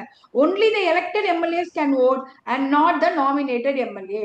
இப்போ உங்க மைண்ட் வைஸ்ல ஒண்ணு தோணும், மேம் அப்ப ஸ்டேட்ல நாமினேட்டட் எம்எல்ஏ இருக்காங்களா என்ன அப்படின்ட்டு. இன்ஃபேக்ட் நல்லா ஞாபகம் வச்சுக்கோங்க, பாண்டிச்சேரியிலேயே நாமினேட்டட் எம்எல்ஏ இருக்காங்க. அது தெரியுமா உங்களுக்கு? ஆங்கிலோ இந்தியனை மட்டும் தான் நாமினேட்டட் எம்எல்ஏ நம்ம நினைச்சிட்டு இருக்கோம். கிடையவே கிடையாது. சில மாநிலங்கள்ல சென்ட்ரல் கவர்மெண்ட் சில எம்எல்ஏக்களை நாமினேட் பண்ணலாம்னு ஒரு ப்ரொவிஷன் இருக்கு. அந்த ப்ரொவிஷனுக்கான எம்எல்ஏ பிரசிடென்ட் எலெக்ஷன்ல ஓட்டு போட முடியுமானா ஓட்டு போட முடியாது. அதுக்காக தான் நம்ம எழுதும் போதே ஸ்பெசிபிக்கா elected members of the legislative assembly அப்படின்ற வேர்டை ஸ்பெசிஃபை பண்ணணும். அப்ப ஃபர்ஸ்ட் ஸ்டேட்மெண்ட் கரெக்டான்னு கேட்டா பர்ஃபெக்ட்லி கரெக்ட் ஸ்டேட்மெண்ட். எல்லா ஸ்டேட்டையும் யூனிஃபார்மா ரெப்ரசென்ட் பண்றதுக்காக தான் நம்ம இந்த மெத்தடை வச்சிருக்கோம். Point number 1. ரெண்டாவது, நான் ஆல்ரெடி சொன்னேன், நாமினேட்டட் மெம்பர்ஸ் ஆஃப் த பார்லிமெண்ட்டும் ஓட்டு போட முடியாது. இப்ப ராஜ்யசபால பாத்தீங்கன்னா நமக்கு 12 நாமினேட்டட் எம்பிஸ் இருப்பாங்க. இந்த 12 எம்பியை நாமினேட் பண்றதே நம்மளோட பிரசிடென்ட் தான். அப்போ நான் பிரசிடென்ட் ஆஃப் இந்தியா, நான் நாமினேட் பண்றால் நானே எலெக்ஷன்ல நிற்கும் போது ஆப்வியஸ்லி எனக்கு ஃபேவர் பண்ணுவாங்க. அப்ப அந்த ஃபேவரட்டிசம் வந்துடக்கூடாதுன்னு சொல்லிதான் இந்த நாமினேட்டட் எம்பிஸ் யாருமே ஓட்டு போட சேர்த்துக்கிறதே கிடையாது. அப்ப ரெண்டாவது ஸ்டேட்மெண்ட்டுமே நமக்கு பர்ஃபெக்ட்லி கரெக்ட் ஸ்டேட்மெண்ட் தான். அப்ப மூணாவது ஸ்டேட்மெண்ட் எங்க மேம் அப்படின்னு கேட்டீங்கன்னா, இப்போ மூணாவது ஸ்டேட்மெண்ட்டை லிட்டரலா படிச்சு பார்க்கும்போது it's perfectly correct. Election is held by proportional representation, correct. By means of single transferable vote, correct. ஏன்னா ப்ரொபோர்ஷனல் ரெப்ரசன்டேஷன் இந்த மெத்தட் வந்தாலே அடுத்து எஸ்டிவின்ற இந்த வார்த்தை சேர்த்து நம்ம எழுதணும். இது ஒரு பேட்டர்ன். ஏன்னா ப்ரொபோர்ஷனல் ரெப்ரசன்டேஷன் பண்ணும்போது சிங்கிள் டிரான்ஸ்ஃபரபிள் ஓட்டுன்ற மெத்தடை நம்ம யூஸ் பண்ணி தான் பண்ணி ஆகணும். இது என்னதுன்றது நான் உங்களுக்கு அப்புறமா சொல்லி கொடுக்குறேன், ஏன்னா இப்போ நமக்கு அது டைம் பத்தாது. பட் இதை ஓப்பன் பேலட் மூலமா நடத்துவாங்களான்னு கேட்டா கிடையாது. ஓப்பன் பேலட்னா என்னன்னு நான் ஃபர்ஸ்ட் சொல்றேன். ஓப்பன் பேலட் என்பது நம்ம யாருக்கு ஓட்டு போடுறோன்றது யாராவது ஒரு பர்சனுக்கு காமிச்சிட்டு போட்டாதான் நம்மளோட ஓட்டு வேலிடா ஆகும். அப்படி காமிக்காம போட்டா அது இன்வேலிட் ஓட் ஆயிடும். அதுதான் ஓப்பன் பேலட் சிஸ்டம். அப்ப நம்ம எல்லாம் போடுறதுக்கு பேர் என்னன்னா சீக்ரெட் பேலட். நம்ம யாருக்கு வாக்களிக்கிறோம்ன்றதை யாருக்குமே டிஸ்க்ளோஸ் பண்ண வேண்டிய நீடு கிடையாது. இப்ப நமக்கு என்ன தோணும்னா, ma'am do we have open ballot in India? இந்த ஓப்பன் பேலட்ன்ற முறை இந்தியால இருக்கா அப்படின்னு கேட்டா the answer is yes. இந்தியால ராஜ்யசபா எலெக்ஷனுக்கு மட்டும் நம்ம இந்த ஓப்பன் பேலட் சிஸ்டமா வச்சிருக்கோம். அதுவும் is it in constitution அப்படின்றது அடுத்த வேர்ட். கான்ஸ்டிடியூஷன்ல சொல்லி இருக்கான்னு கேட்டா அதுக்கும் ஆன்சர் நோ. இந்த ஓப்பன் பேலட் சிஸ்டம் பத்தி எதுல சொல்லப்பட்டிருக்குன்னா ரெப்ரசன்டேஷன் ஆஃப் பீப்புள் ஆக்ட் 1951ல சொல்லப்பட்டிருக்கு.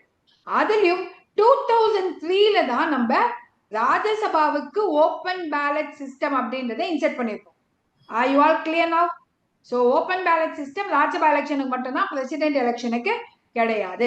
அதனால B is the answer.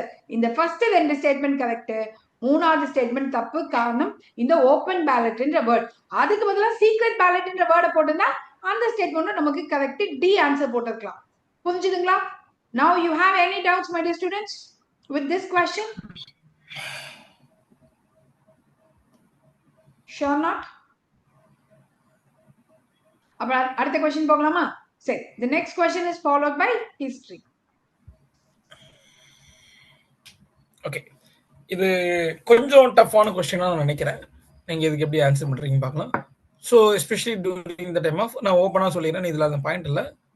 இது எந்த ஐடென்டிஃபிகேஷன் வருது? பிரிட்டிஷ் காலனி ரூல்ல, எஸ்பெஷலி இந்த ஃபர்ஸ்ட் வேர்ல்டு டைம்ல வருது. Okay, so Mahatma Gandhi was instrumental in the abolition of system of indenture labour. Indenture லேபரை மகாத்மா காந்தி அபாலிஷ் பண்ணாரு அப்படின்னு ஃபர்ஸ்ட். ரெண்டாவது, லார்ட் செல்ம்ஸ்ஃபோர்ட் நல்லா தான் வச்சுங்க. ஸோ வார் கான்ஃபரன்ஸ் கிரியேட் பண்றாரு. அதுல Mahatma Gandhi did not support the war conference. Mahatma Gandhi it's not ready to support Lord Chelmsford to recruit Indians in the world war, first world வார்னு நம்ம எடுத்துக்கலாம். ஓகே, அவரோட time period. Third statement, so consequent upon the breaking of SALT law, so SALT சத்தியாகிரகத்தில் நம்ம SALT law நம்ம break பண்ணி we done the Dandi March. Dandi March முடிஞ்ச பிறகு the Indian National Congress was officially declared as illegal by the colonial rulers. இதுல இதெல்லாம் right போடும். So இப்போ என்னன்னா, ஒன்று மூணுமே ரேட்டு, இல்லாட்டி ரெண்டு ரேட்டு, எது ஒன்று தப்பு. ஒன்று மூணுமே ரேட்டா, இல்லாட்டி எதாவது ஒன்று தான் தப்பு. இதுக்குள்ள நீங்க வரணும். இப்போ இங்க இப்போ வரமே மாடல் ஸ்டேட்மெண்ட் மாதிரி ஒன்லி 1, ஒன்லி 2, ஒன்லி 3னா இன்னும் கொஞ்சம் டஃப் ஆயிடும்.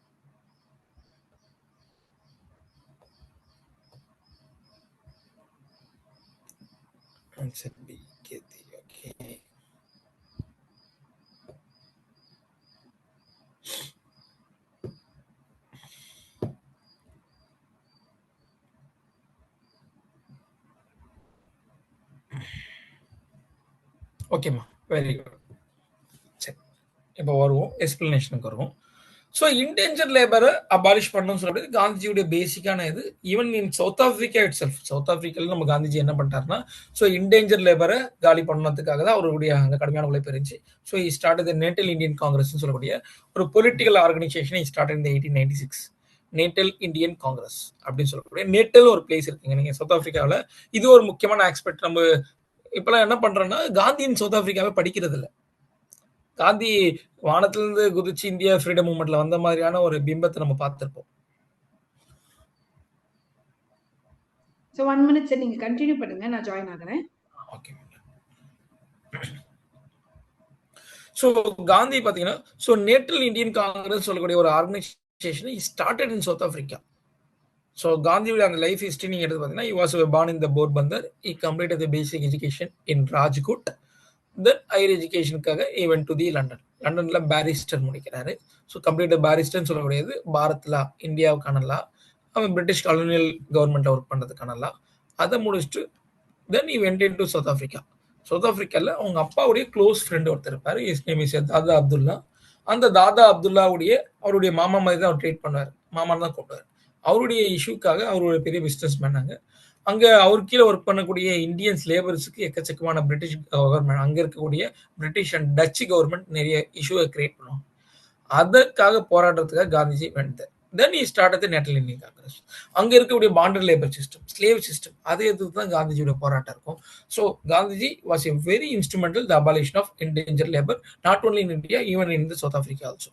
சவுத் ஆப்பிரிக்காவில் அதை சக்ஸஸ்ஃபுல்லாக காந்திஜி பண்ணி காமிச்சார். ஓகே, அப்போ that means the first statement is right. So எக்கச்சக்கமான அங்கே மூமெண்ட்டு, அங்கே நம்மளுடைய இந்தியன் மேரேஜ் இல்லீகல் அனௌன்ஸ் பண்ணது, அதை சண்டை போட்டது. டிரான்ஸ்வெல் அப்படின்னு சொல்ற ஒரு இடத்துல, நேட்டல் தான் இந்தியன்ஸ் வசிக்கக்கூடிய இடம். டிரான்ஸ்வெல்னு சொல்லக்கூடிய ஒரு மிகப்பெரிய ஒரு பிளாட்டிவ், அங்கே நிறைய கோல் ஃபீல்டு இருக்கு. இங்கேருந்து இந்தியன்ஸ் அங்கே போய் ஒர்க் பண்ணிட்டு வந்துருவாங்க.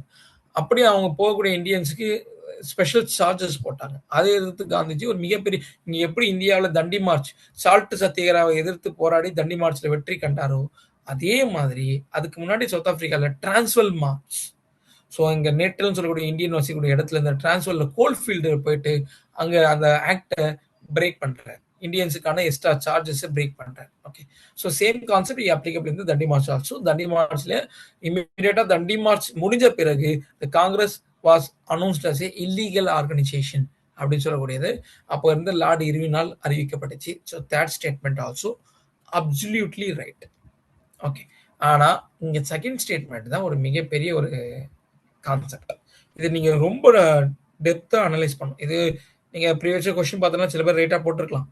ஆனா இதுக்குள்ள இருக்க மிகப்பெரிய ஒரு சுட்சுமம் என்ன அப்படின்னு பாத்தீங்கன்னா, especially during the time of first world war, இதுல இந்த lord Chelmsford viceroy of India அவர் இருந்தாரு.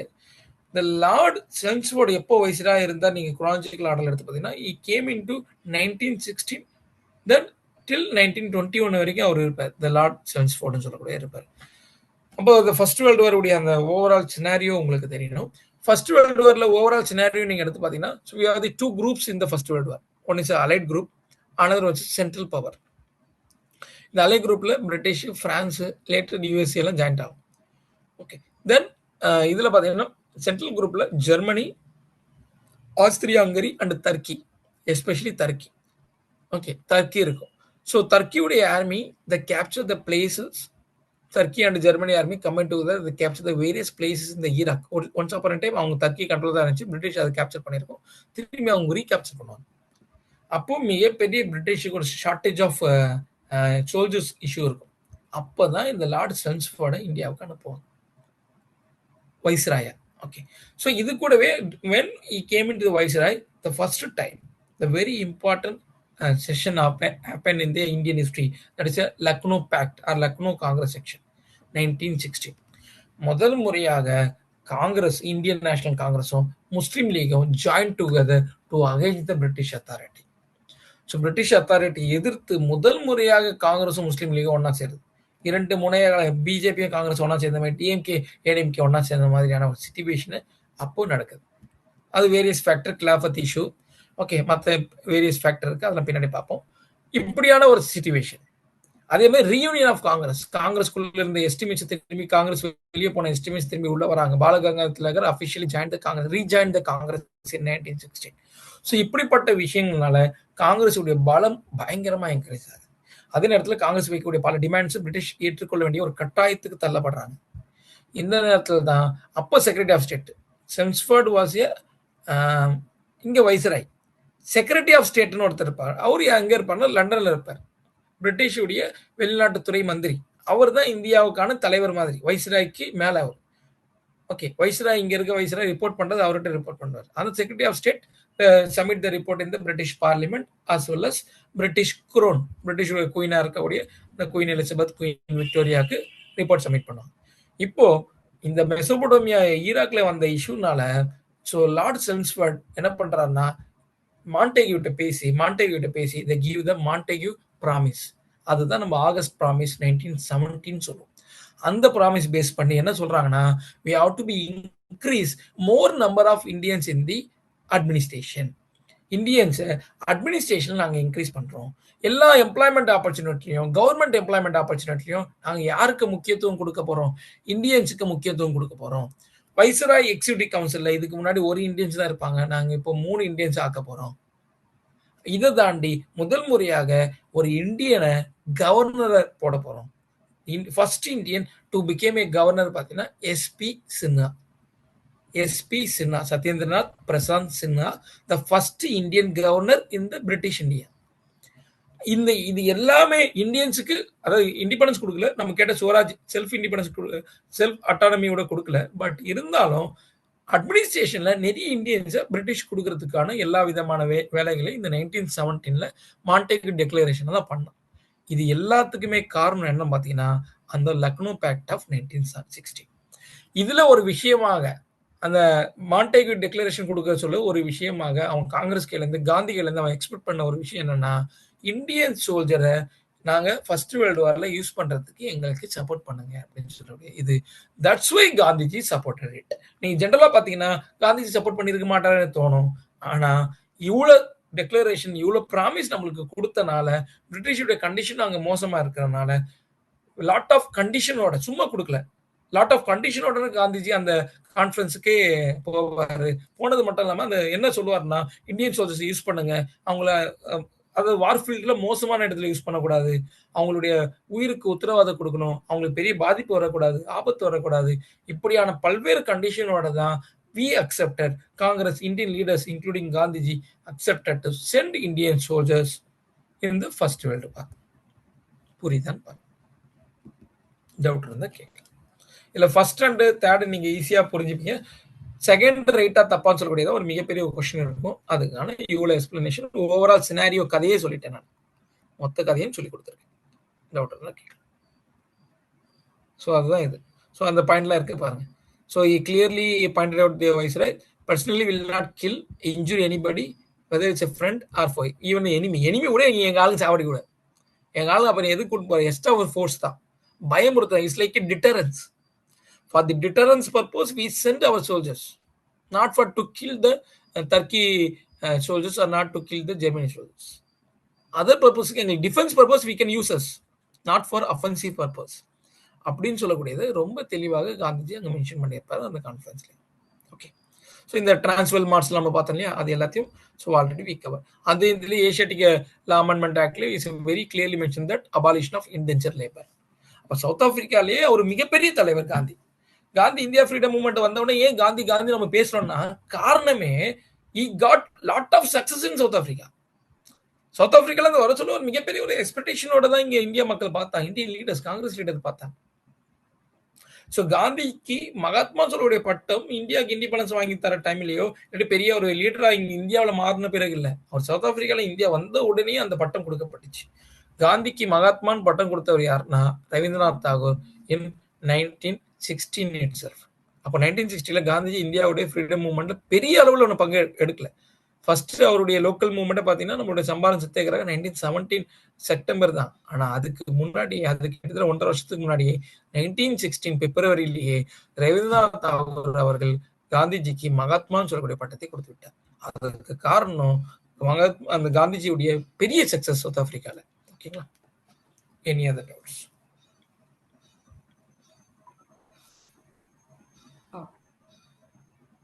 Okay. Shall we go to the next question? Thanks sir for giving me 2 minutes.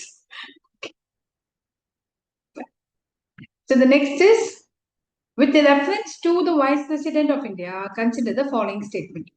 இப்போ Vice President பொறுத்த வரைக்கும் கீழே இருக்கக்கூடிய எந்த ஸ்டேட்மெண்ட் சரியானவைன்னு கேட்டிருக்கோம். He is ex officio chairman of Rajya Sabha. The Vice President must meet the same minimum age requirement to the members of Rajya Sabha. The office of vice president is not considered as office of profit under the constitution of India.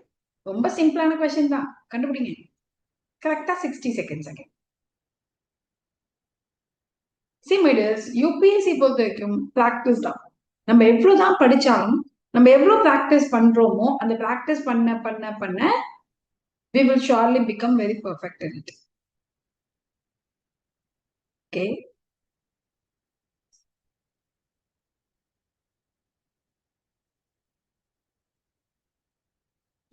Okay.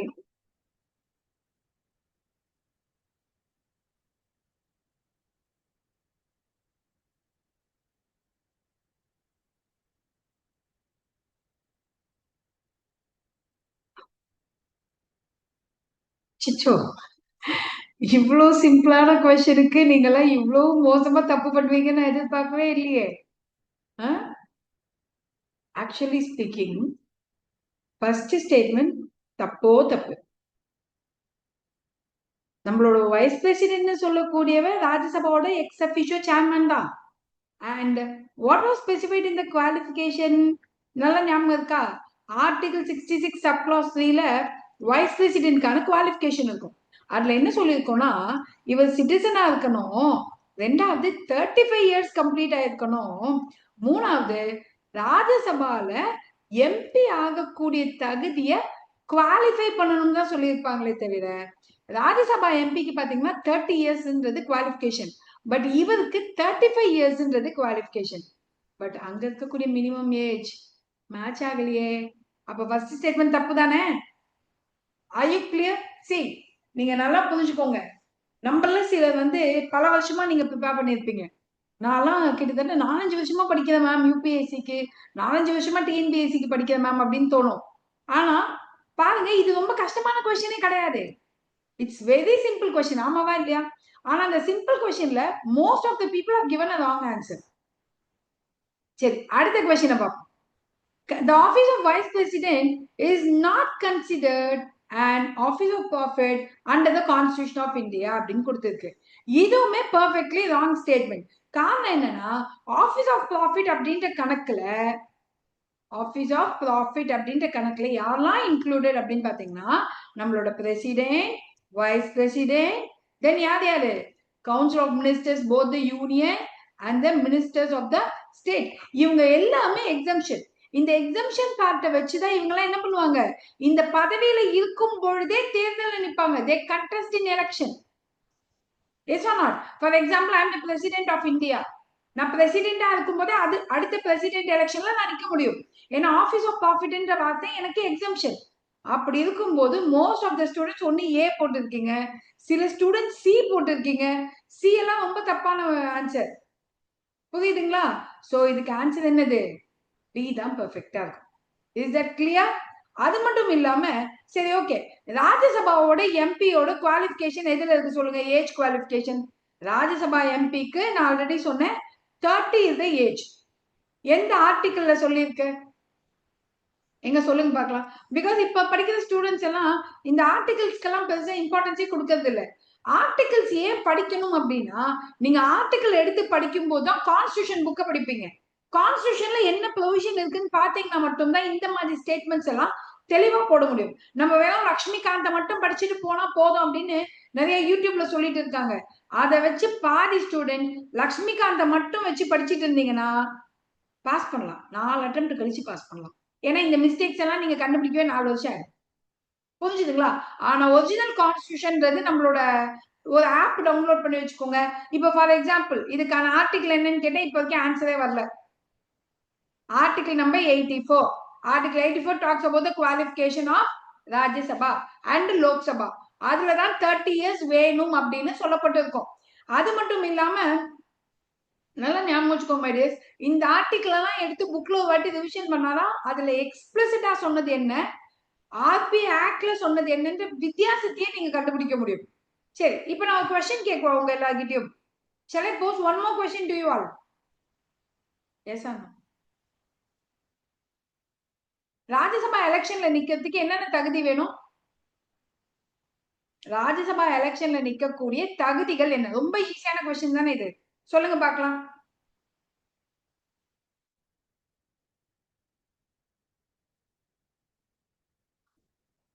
What is the qualification needed to contest in Rajya Sabha election? என்ன எல்லாம் அமைதியா இருக்கீங்க?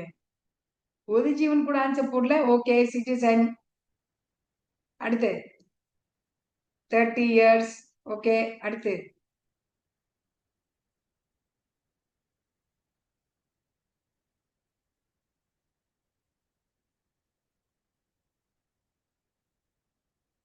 பாருங்க, இத்தனை students ஆன்லைன்ல இருக்கீங்க. ஆனா இதை தவிர லைன் போகல. என்ன விஷயம்னா, நமக்கு பார்லிமெண்ட் பை லா அப்படின்னு ஒண்ணு இருக்கு. நோ நோ நோ, அன்சவுண்ட் மைண்ட்லாம் சவுண்ட் மைண்ட்லாம் கிடையாதுங்க தமிழ்ச்செல்வி. பார்லிமெண்ட் பை லான்னு ஒரு பொசிஷன் இருக்கு. பாராளுமன்றம் சட்டம் மூலமாக இதை தவிர்த்து ஏதேனும் நிபந்தனைகள் வைக்கலாம். இந்த அடிப்படையில ஆர்பி ஆக்ட செட் பண்ணிருப்பாங்க. இந்த ஆர்பி ஆக்ட்ல என்ன சொல்லியிருப்பாங்கன்னா, வேலிட் ஓட்டர் ஐடி இருக்கணும் இவங்களுக்கு. ஒரு வேலிட் ஓட்டர் ஐடி இருந்தா போதும், the eligible to contest in Rajya Sabha election. இப்போ இந்த வேலிட் ஓட்டர் ஐடியிலுமே ஒரு கொஸ்டின் மார்க் வச்சிருந்தாங்க முன்னாடி எல்லாம். 2003க்கு முன் பின்னு, பிஃபோர் ஆஃப்டர்னு 2 கண்டிஷன் இருக்கு. 2003க்கு முன்னாடி எப்படி கண்டிஷன்னா, you should have valid voter of that state. எந்த ஸ்டேட்டினுடைய ராஜ்யசபா சீட்டுக்கு நீங்க நிக்க போறீங்களோ, ஃபார் எக்ஸாம்பிள் இப்ப தமிழ்நாட்டுல ராஜ்யசபா எம்பி ஆகணும் அப்படின்னா உங்களுக்கு ஓட்டர் ஐடி தமிழ்நாட்டுல இருக்கணும். இப்படி கண்டிஷன் இருந்துச்சு ராஜ்யசபா எலெக்ஷனுக்கு மட்டும். ஆனா ஆஃப்டர் 2003 என்ன பண்ணிட்டாங்கன்னா, உங்களுக்கு வெறும் ஓட்டர் ஐடி இருந்தா போதும். அது எனி ஸ்டேட்ல இருந்தா ஓகே. எனி ஸ்டேட், எந்த ஸ்டேட் ஆள் வேணாலும், எங்க வேணாலும், எந்த மாநிலத்தின் காரணமாக வேணாலும் தேர்ந்தெடுக்கப்படலாம் அப்படின்ற விஷயம் ஆஃப்டர் 2003 தான் ஆட் பண்ணிருப்பாங்க. இது கான்ஸ்டிடியூஷன்ல இருக்கான்னு நாளைக்கு எக்ஸாம்ல கேட்பான். இதை நீங்க புக்ல படிச்சு வச்சிருப்பீங்க. ஆனா அன்டில் அண்ட் அன்லெஸ் நீங்க ஆர்டிகல் 84 ஒழுங்கா படிக்கலனா, இது கான்ஸ்டிடியூஷனல் ப்ரொவிஷனா இல்ல ஸ்டாட்யூட்டரி ப்ரொவிஷனா? இதுக்கு பேரு ஸ்டாட்யூட்டரி. ஸ்டாட்யூட்டரி என்றால் சட்டப்பூர்வமானது. Okay, it's statutory provision. இதை நம்ம கண்டுபிடிக்கவே முடியாது. வித்தியாசம் புரியுதுங்களா உங்களுக்கு? எஸ். இப்ப இந்த கொஸ்டின்ல ஏற்பட்ட மிஸ்டேக்ஸ் என்னன்னு தெளிவா இருக்கீங்களா? கிளியர்? சரி, இப்ப அடுத்தது போகலாமா? Next is search question. அதுக்கு முன்னாடி ஒரு சின்ன அனௌன்ஸ்மெண்ட். ஸோ நம்மளோட எப்பவுமே வந்து சில என்னோட செட் ஆஃப் ஸ்டூடெண்ட்ஸ் இருக்கீங்க, உங்களுக்கு தெரியும். பாலிட்டி வந்து பேஸ் பண்ணி கரண்ட் அஃபேர் நிறைய உங்களுக்கு நான் பிளான் பண்ணி கொடுப்பேன். பட் இப்போ ரீசெண்டா லிஸ்ட் கொடுத்தா லிஸ்ட்ல இருக்கக்கூடிய எந்த கண்டென்ட்டும் தெரியலன்றீங்க. ஸோ ஒரு சின்ன ஷார்ட் கோர்ஸ் உங்களுக்காக ஒரு 10 days கிளாஸ் ஒன்று பிளான் பண்ணியிருக்கோம். It is starting on March. Okay, அதுல ஒரு பெரிய எக்ஸ்க்ளூசிவ் ஆஃபருமே இருக்கு. So there are 2 offers in that and there is also benefit offer.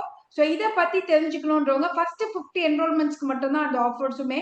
So இந்த நம்பருக்கும் அண்ட் 9843722100 அப்படின்ற நம்பருக்கும் நீங்க கான்டாக்ட் பண்ணி இந்த கோர்ஸ் பத்தின இன்ஃபர்மேஷனை தெரிஞ்சுக்கலாம். சரிங்களா? இப்போ பாலிட்டிக் பிரேக் பண்ற மாதிரி அடுத்தடுத்து எல்லா சப்ஜெக்ட்டுக்குமே பிரேக் அவுட் வந்து உங்களுக்கு கிடைக்கும் இதே மாதிரி. ஓகே, சரி. Next. So now search question. அந்த கரண்ட் அஃபேர்ஸ் கோர்ஸ்ல நானே போய் ஜாயின் பண்ணுவேன். ஏன்னா 2000 ரூபாய் கரண்ட் அஃபேர்ஸ் வித் பாலிட்டிலாம் 10 நாளுக்கு யாருமே எடுக்க மாட்டாங்க. இன்னைக்கு இருக்க மார்க்கெட்டுடைய ட்ரெண்டுடைய ரேட்டு பார்த்தீங்கன்னா நாங்கள் வேரியஸ் இன்ஸ்டியூஷனில் இது பண்ணுறோம். ஸோ மினிமம் 7000 8000 இல்லாமல் அதை பண்ண மாட்டோம். மேம் ஏன் இவ்வளோ கம்மியாக வச்சுருக்காங்கன்னு எனக்கு தெரியல. காரணம் என்னன்னா உங்களுக்காக ஏதோ செய்யணும்னு நினைக்கிறாங்க. So kindly utilize this. No sir, நிறைய ஸ்டூடெண்ட்ஸ் எனக்கு மெசேஜ் பண்ணி கரண்ட் அஃபேர் நோட்ஸ் கேட்டாங்க. பட் என்னோட நோட்ஸ் வந்து நான் சொல்லி கொடுத்தாதான் அவங்களால புரிஞ்சுக்க முடியும். அப்ப அவங்களால எக்கனாமிக்கலி அஃபோர்ட் பண்ற மாதிரி ஒரு பிரைசிங் வைக்கணும்னு சொல்லி தான் இதுவுமே இதுல ஆஃபர் உண்டு. ஸோ ஃபர்ஸ்ட் 50 என்ரோல்மெண்ட் ஸ்டூடெண்ட்டுக்கு ஆஃபருமே ப்ரொவைட் பண்ணியிருக்கோம். ஸோ அது அவங்களுக்கு பெனிஃபிட்டடா இருக்கட்டும். அப்கமிங் பிலிம்ஸுக்கு டோட்டலா current affair of polity with quick static பார்ட்டும் நம்ம இன்க்ளூட் பண்ணுவோம். Super, fantastic ma'am. Okay, so இங்கே வந்துடுங்க. ஸோ இந்த கொஸ்டின் நம்மளுடைய கொஸ்டின் பார்த்தீங்கன்னா ஒரு சிம்பிளான கொஸ்டின் கேட்டிருக்கேன். So related to the subsidiary alliance. So which are the system is not applicable with இந்த சப்சிடியரி அலையன்ஸ் கேட்டிருக்கோம்.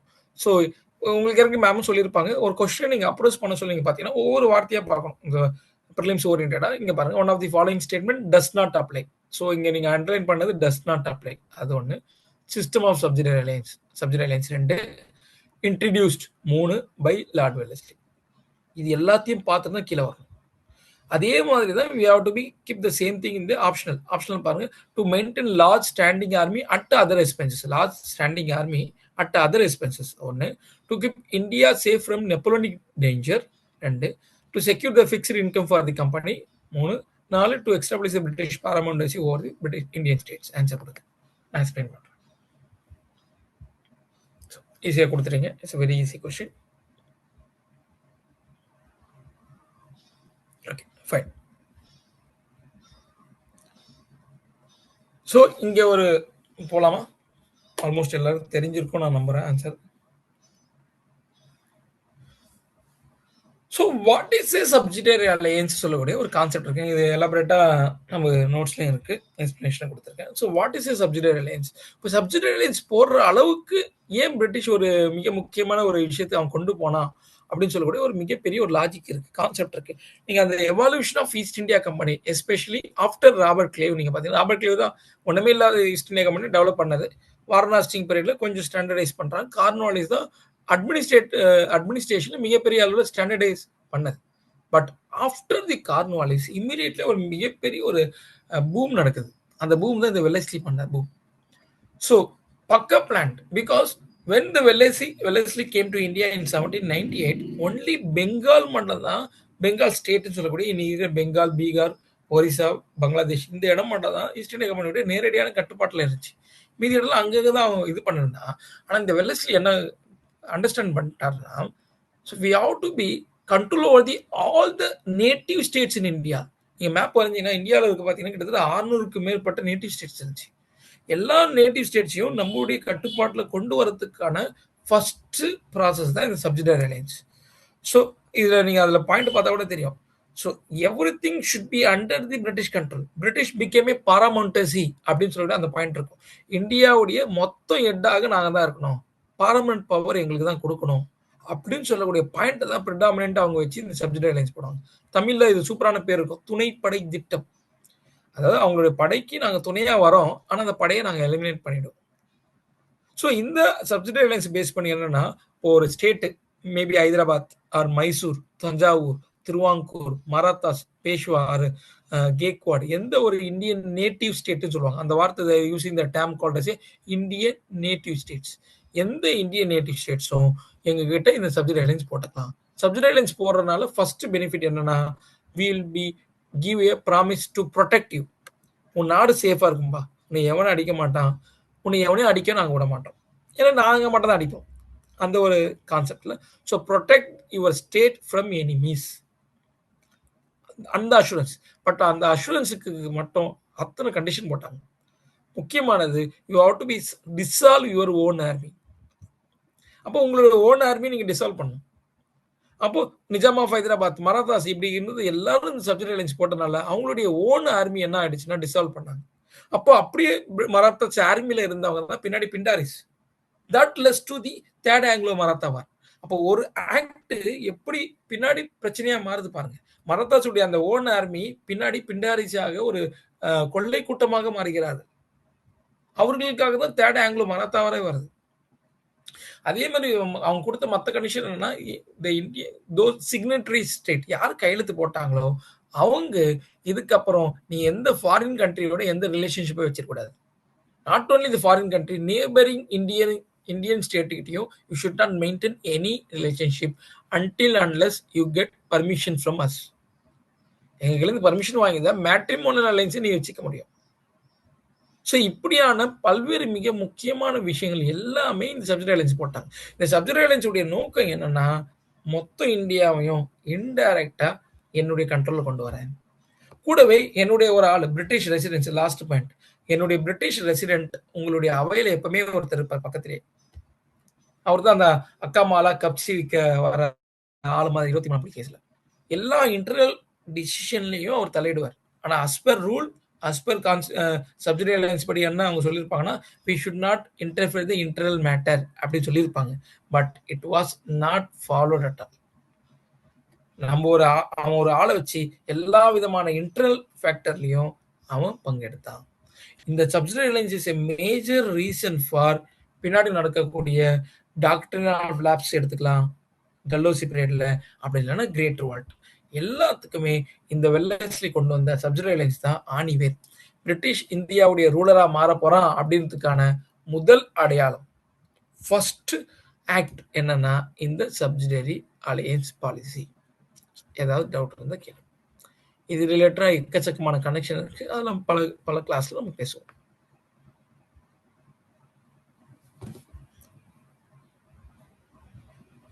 Fine. Is it clear, all of you? Give a thumbs up. I think thumbs up கொடுக்கலாமே if you understood. ஏன்னா ton போடு நீங்க tired ஆயிடுவீங்க. அதுக்கு image போடுறது easy இல்லை. Thank you. ஓகே, மற்றவங்களாம் நடுவில் வந்து ஸ்டூடெண்ட்ஸ் போல. Okay fine. சரி, இப்போ நெக்ஸ்ட் கொஸ்டின் போகலாம். Next is polity.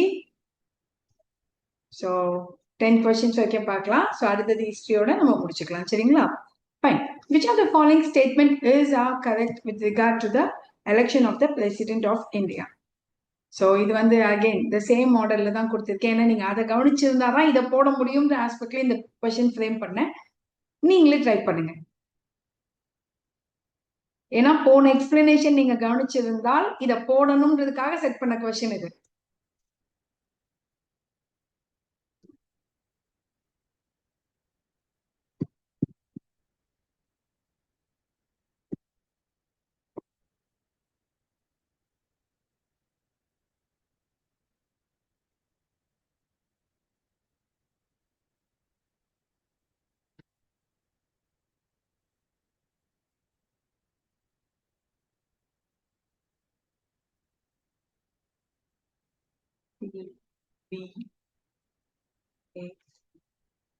ஈஸியா கண்டுபிடிச்சிட்டீங்களே.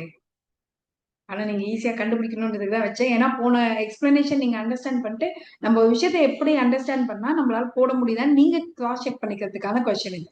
ஸோ நான் போன வாட்டி எக்ஸ்பிளைன் பண்ணேன். தட் இஸ் நமக்கு ஓப்பன் பேலட் சிஸ்டம்ன்றது ராஜ்யசபா தேர்தலுக்கு மட்டும்தான், பிரசிடென்ட் எலெக்ஷனுக்கு கிடையாதுன்னு. ஸோ ஃபர்ஸ்ட் ஸ்டேட்மெண்ட் கண்டிப்பா தப்புன்னு நம்ம கண்டுபிடிச்சிருக்கோம். இப்போ all the values of vote is the same for all the members of the parliament. இது perfectly correct statement and important statement. இப்போ எம்எல்ஏக்களினுடைய ஓட்டு வந்து பாத்தீங்கன்னா அந்தந்த மாநிலத்தினுடைய பாப்புலேஷனை பொறுத்து இட் வில் டிஃபர். சரிங்களா? பாப்புலேஷன் எவ்வளவு இருக்குன்றத பேஸ் பண்ணி டிஃபர் ஆயிட்டே இருக்கும் எது எம்எல்ஏவோட வேல்யூ. ஆனா எம்பிக்களுக்கு எப்படி நம்ம போட்டு போனா total value of all the MLA divided by total MPs. அது தமிழ்நாடு எம்பி, ஆந்திர பிரதேஷ் எம்பி, எல்லா எம்பியும் சேர்த்து போடும்போது நீங்க தமிழ்நாடு எம்பியா இருந்தாலும் சரி இல்ல ஆந்திர பிரதேஷ் எம்பியா இருந்தாலும் சரி the value will become equal. அதை வச்சுதான் நம்ம என்னன்னு சொல்றோம், the value of vote is same for all the members of the parliament. அப்ப ஞாபகம் வச்சுக்கோங்க, எம்எல்ஏக்களோட வேல்யூ டிஃபரெண்டா இருக்கும், மாநிலம் டு மாநிலம் டிஃபர் ஆகும், ஏன்னா பாப்புலேஷன் டிஃபர் ஆகுது. ஆனால் எம்பிக்களினுடைய ஓட்டு வேல்யூ அப்படியேதான் இருக்கும். அப்ப எந்த மாநிலத்தோட எம்எல்ஏக்கு ஹையஸ்ட் வேல்யூன்னு கேட்டீங்கன்னா யூபி. யூபியில இருக்கக்கூடிய எம்எல்ஏக்களோட ஓட்டு வேல்யூ தான் இருக்கிறதுலே ஹையஸ்ட். சரிங்களா? அதே மாதிரி the election commission of India is the final adjudicating authority for all the election disputes னு கொடுத்திருக்கு. இது டோட்டலி தப்பு. ஏன் தப்பு அப்படின்னா எலெக்ஷன் கமிஷன் பிரசிடென்ட் எலெக்ஷன்ல தலையிடவே முடியாது. ஆர்டிகல் 72 என்ன சொல்லுதுன்னா the supreme court will only handle the election disputes of the president as well as the vice president. அப்போ பிரசிடென்ட் வைஸ் பிரசிடென்ட் தேர்தல்ல ஏதேனும் பிரச்சனைனா ரிசல்ட் வந்து 30 டேஸ்க்குள்ள அவங்க எலெக்ஷன் பெட்டிஷன் மூலமாக சுப்ரீம் கோர்ட்ல போயிட்டு ஃபைல் பண்ணணும்.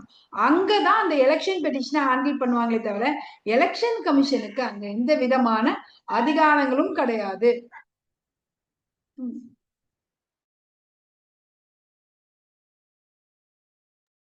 Extremely sorry.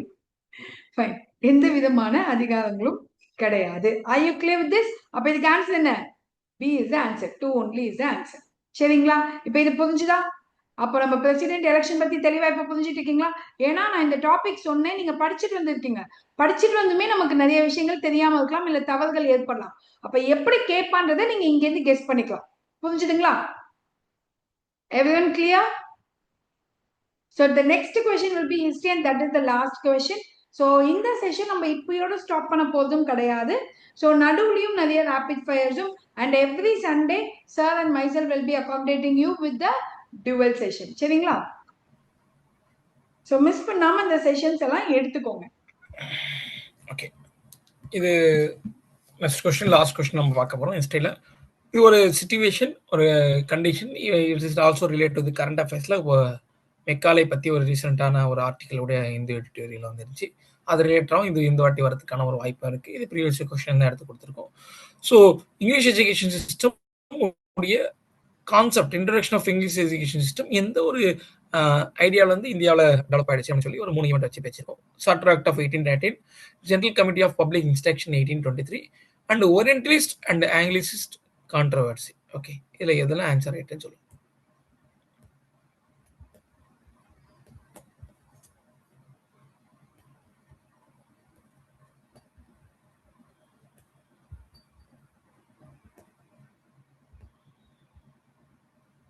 Yes, answer.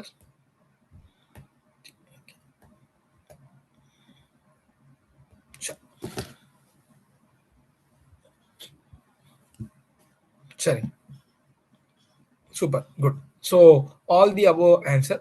இதில் என்ன பார்த்தீங்கன்னா, இந்த சார்ட்டர் ஆக்ட் ஆஃப் 1813 தான் முதல் முறையாக இங்கிலீஷ் எஜுகேஷன் அப்படின்னு கொண்டு வரதுக்கு முன்னாடியே பிரிட்டிஷ் அரசாங்கம், I am speaking about British government or British parliament, the allocate 1 lakh rupees per annum. 1 lakh சொல்லக்கூடியது 1839 பார்த்தா கிட்டத்தட்ட ஒரு 100 கோடி 1000 கோடி மாதிரி, அந்த அளவுக்கு பெரிய amount. 1 lakh per annum Indians உடைய எஜுகேஷனல் டெவலப்மெண்ட்டுக்கு யூஸ் பண்ணுங்க அப்படின்னு சொல்லி East India company British parliament allocate பண்றோம். So this is the first things the British East India company the think over about why we are not introduce English education. ஒரு வாட்டி group 1 இல்லையும் ஒரு வாட்டி வந்துருந்துச்சு. யூபிஎஸ்சி மெயின்ஸ்ல 2024 நினைக்கிறேன், 24-23 யூபிஎஸ்சி மெயின்ஸ்ல வந்து ஒரு questions, the why the British government introduce English education to India. இதெல்லாம் ஈவெண்ட். நீங்க ஜென்ரலா நீங்க திங்க் பண்ணி பார்த்தீங்கன்னா இங்கிலீஷ் எஜுகேஷன் அவன் ஏன் கொடுக்கணும்? ஏன்னா the started ruling in India 1772 onwards. டைரக்டா பெங்கால் ரூல் பண்ண ஆரம்பிச்சிட்டான். அவனுக்கு ட்ரேட் சென்டர்ஸ் அங்கங்க இருக்கு, இன்ஃப்ளூயன்ஸ் இருக்கு. But why the introduce the English education in 1833 பிறகுதான் முழுமையா கொண்டு வரான் அப்படின்னு பார்த்தீங்கன்னா இந்த ஈவெண்ட்ல அதுக்கான காரணங்கள். But real factor, political reason என்ன பார்த்தீங்கன்னா, so when the started ruling over the Bengal, அவன் பெங்காலை ரூல் பண்ண ஆரம்பிச்ச உடனே they have to force to learn Bengali, Bhojpuri பீகாருக்காக, அண்ட் ஒரியா. இந்த மாதிரியான லாங்குவேஜ் அவன் கத்துனாதான் பெங்கால அவன் டைரக்டா ரூல் பண்ண முடியும். பெங்கால் இருக்க மக்கள் கையில இருந்து டாக்ஸ் வாங்க முடியும்.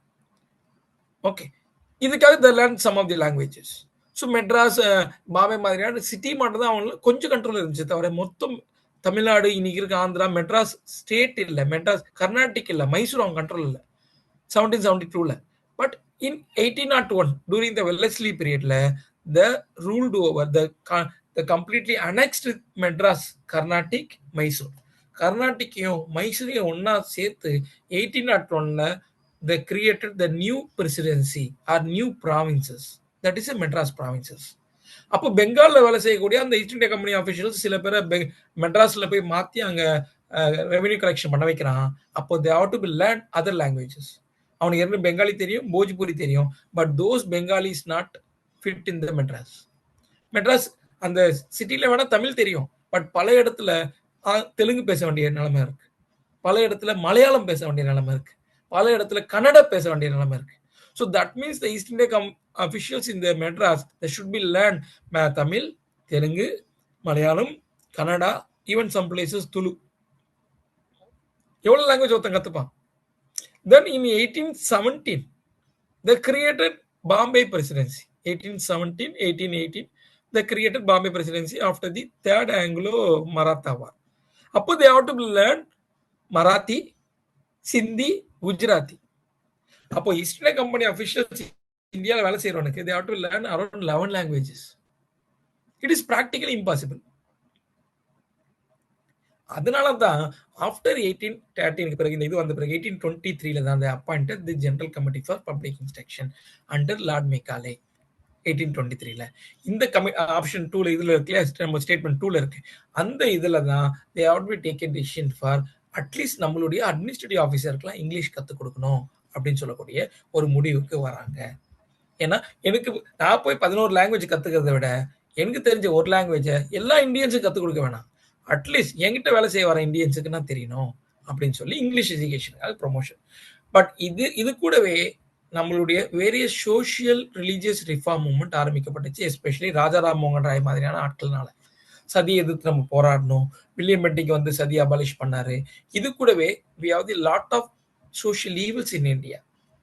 இந்த எல்லா சோஷியல் ஈவல்ஸும் நம்ம எதிர்த்து போராடணும்னா we need a English education அப்படின்னு சொல்லக்கூடியதை ராஜாராம் மோகன் ராய் மாதிரி ஆட்கள் மிகப்பெரிய அளவில் ஆணித்தரமாக சொன்னாங்க. So already East India company Varanasi பீரியட்லேருந்தே அவங்க எஜுகேஷன் டெவலப்மெண்ட்டுக்காக கொஞ்சம் கான்சன்ட்ரேட் பண்ணாங்க. ஃபார் எக்ஸாம்பிள், இங்கே இருக்கக்கூடிய இந்தியாவில் பிஃபோர் பிரிட்டிஷ் டைமில் இருந்த எஜுகேஷன் சிஸ்டம் பார்த்தீங்கன்னா ஒன்று குருகுலம், இன்னொன்று madrasas. Gurukulam education only for upper caste people. இன்றில் இருக்கக்கூடிய அப்பர் காஸ்ட் பீப்புளுக்கு மட்டும் தான் அது ஆக்சஸ். ஸோ மதராசாஸ் பார்த்தீங்கன்னா முஸ்லீம் பீப்புள். இப்போ இந்த குருகுலம் மதராசாஸ் பார்த்தீங்கன்னா மிகப்பெரிய அளவில் அந்த ஜாதி ரீதியாக பிரிவுகள் இருந்துச்சு. எல்லாருக்கும் ஈக்குவல் எஜுகேஷன் கிடைக்கல. But English education easy can brought the equal education for all. Especially women education also English education கொடுக்க முடியும். அப்போ பல சோஷியல் ஈவல்ஸை எதிர்த்து போராடணும்னா the English education is necessary அப்படின்னு சொல்லக்கூடிய விஷயத்த ராஜாராம் மோகன் ராய் மாதிரியான ஆட்கள் அவங்க பேசினாங்க. இவங்கள தான் நம்ம என்ன சொல்றோம்னா ஆங்கிலிசிஸ்ட்னு நம்ம சொல்றோம். ஸோ ஆல்ரெடி ஓரியன்டல் எஜுகேஷன் வேணும். ஆல்ரெடி இங்கே இருக்க குருகுலம் மதராசை நீங்கள் ஃபண்ட் பண்ணீங்க, இவ்வளோ நாள் அதான் பண்ணீங்களே. 1772 வாரணாசி அதான் பண்ணார். வாரணாசி கிரியேட்டட் மோர் தென் 100 மதராசாஸ், மோர் தென் 80 குருகுலம்ஸ் இன் கல்கத்தா அலோன். அப்படி நீங்க பண்ணலாமே அப்படின்னு சொல்லக்கூடிய சில குரூப் ஆஃப் இந்தியன்ஸ் போராடுறாங்க. இதனால கல்கத்தாவில இருந்து ஒரு பெரிய குரூப் லண்டனுக்கு போனாங்க. போயிட்டு லண்டன்ல ஒரு பெரிய ஒரு டிபேட்டே நடந்துச்சு. ஸோ பிஃபோர் 1833க்கு முன்னாடி ஒரு பெரிய டிபேட் நடந்துச்சு. அந்த டிபேட்ல ராஜாராம் மோகன் நேரடியாக போயிட்டு பேசினார். பேசிட்டு வின் பண்ணி கொடுத்தார். தென் ஒன்லி த இங்கிலீஷ் எஜுகேஷனை கொண்டு வரதுக்கு பிரிட்டிஷ் பார்லிமெண்ட்ல அஃபிஷியலா பர்மிஷன் கொடுத்தாங்க. ஸோ இவ்வளவு விஷயம் நடந்திருக்கு. எடுத்த உடனே நம்ம வெற்றி பெறலை. ஸோ 1835 இங்கிலீஷ் எஜுகேஷன் வரதுக்கான காரணம் பார்த்தீங்கன்னா இவ்வளோ lot of event starting from the charter act of 1813, then மெக்காலேவுடைய அந்த ஜெனரல் இன்ஸ்ட்ரக்ஷன் கமிட்டியில் அவங்க கொண்டு வரப்பட்ட அந்த விஷயங்கள். Then we have the finally biggest debate happened between the Oriental education and English education. அதில் ராஜாராம் மோகன் ராயான இந்தியன் லீடர்ஸ் எங்களுக்கு இங்கிலீஷ் எஜுகேஷன் தான் வேணும், காரணம் English education can create equal society. இங்கே எஜுகேஷன் சொல்லக்கூடியது, அறிவுன்னு சொல்லக்கூடியது ஒரு குறிப்பிட்ட சமுதாயத்துக்கு மட்டும்தான் இருக்கு. அது எல்லாருக்கும் கொடுக்கணும்னா அதுக்கு இங்கிலீஷ் எஜுகேஷன் கட்டாயமாக எங்களுக்கு வேணும்னு சொல்லக்கூடிய விஷயத்த அவங்க கேட்டாங்க. பிரிட்டிஷ் கவர்மெண்ட் இங்கிலீஷ் எஜுகேஷன் நம்மளுக்கு கொடுக்கணும்னு நினைச்சது நம்மள அறிவாளியா ஆக்குறதுக்கு இல்லை, அவங்க கீழே வேலை செய்யறதுக்கு, அதுக்கு தான் கொடுக்கணும்னு நினைச்சாங்க. அந்த இதை நம்ம சரியான முறையில் பயன்படுத்தி இங்கிலீஷ் எஜுகேஷன் கொண்டு வரதுக்கான வேலைகளை ஆரம்பத்தில் பண்ணணும். இது தாண்டி பின்னாடி சார்லஸ் டச்பர்ஸ்லாம் பார்ப்போம். அதுவும் ஒரு கொஸ்டின் இருக்கு அடுத்த ரேபிட் ஃபயர் செக்ஷன்ல. அது ரிலேட்டடாக நம்ம ரொம்ப எலாபரேட்டா பார்ப்போம். Okay, thank you. ஏதாவது டவுட் இருந்தா கேட்கலாம்.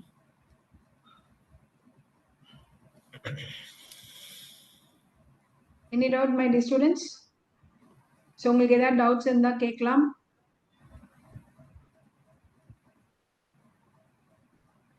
Sure not? இல்லைன்னு எடுத்துக்கலாமா? Okay. So thank you all. Thank you for joining this rapid fire. Thank you so much, sir. So next Sunday, again, sir and myself will be joining hands together to provide you and facilitate you for the upcoming preliminary. And in between, now we'll already promise பண்ண மாதிரி ஒரு 30 questions or 40 questions within 1 hour challenge பண்ற மாதிரி ஒரு challenging session run பண்ணலாம். அதே மாதிரி history-க்கும் sir will be running some sessions like that. So விடாம நாங்க டெலிகிராம்ல போடுற எல்லா போஸ்டர்ஸும் நீங்க பார்த்தாதான் என்னைக்கு அந்த செஷன்ற இன்ஃபோ உங்களுக்கு கிடைக்கும். அண்ட் மிஸ் பண்ணாம பாலிட்டிக் கரண்ட் அஃபேர் அண்ட் உங்கள சில ஸ்டூடெண்ட்ஸ்க்கு தெரியும் என்னோட ப்ரெடிக்ஷன் எப்படி இருக்கும்ட்டு. So politic current affair course வேணும், கரண்ட் அஃபேர் வித் ஸ்டாட்டிக், அந்த கரண்ட் அஃபேர் ஸ்டாட்டிக் பார்ட்டும் அதில் கவர் ஆகிடும். With that 3 offers is also there. அது வேணுன்றவங்க மிஸ் பண்ணாம அந்த கான்டாக்ட் நம்பருக்கு கால் பண்ணி கேட்டு தெரிஞ்சுக்கலாம். Again I right the contact number 9500020200 or 9884372100. So WhatsApp பண்றதா இருந்தா இதுக்கு பண்ணலாம், 2 நம்பருக்குமே வாட்ஸ்அப் பண்ணலாம். அல்லது டெலிகிராம்ல நீங்க என்கொயரி பண்றதா இருந்தா you can use this number to ask in the Telegram. Okay, so இந்த செஷன் பத்தி உங்களோட கமெண்ட் உங்களுக்கு பிடிச்சிருந்துச்சு, இந்த டியூவல் செஷன் உங்களுக்கு எஃபெக்டிவா இருந்துச்சுன்னா don't forget to post the comment in the Telegram channel. So have a great day. Thank you sir. Thank you ma'am. Thank you very much ma'am. Thank you all.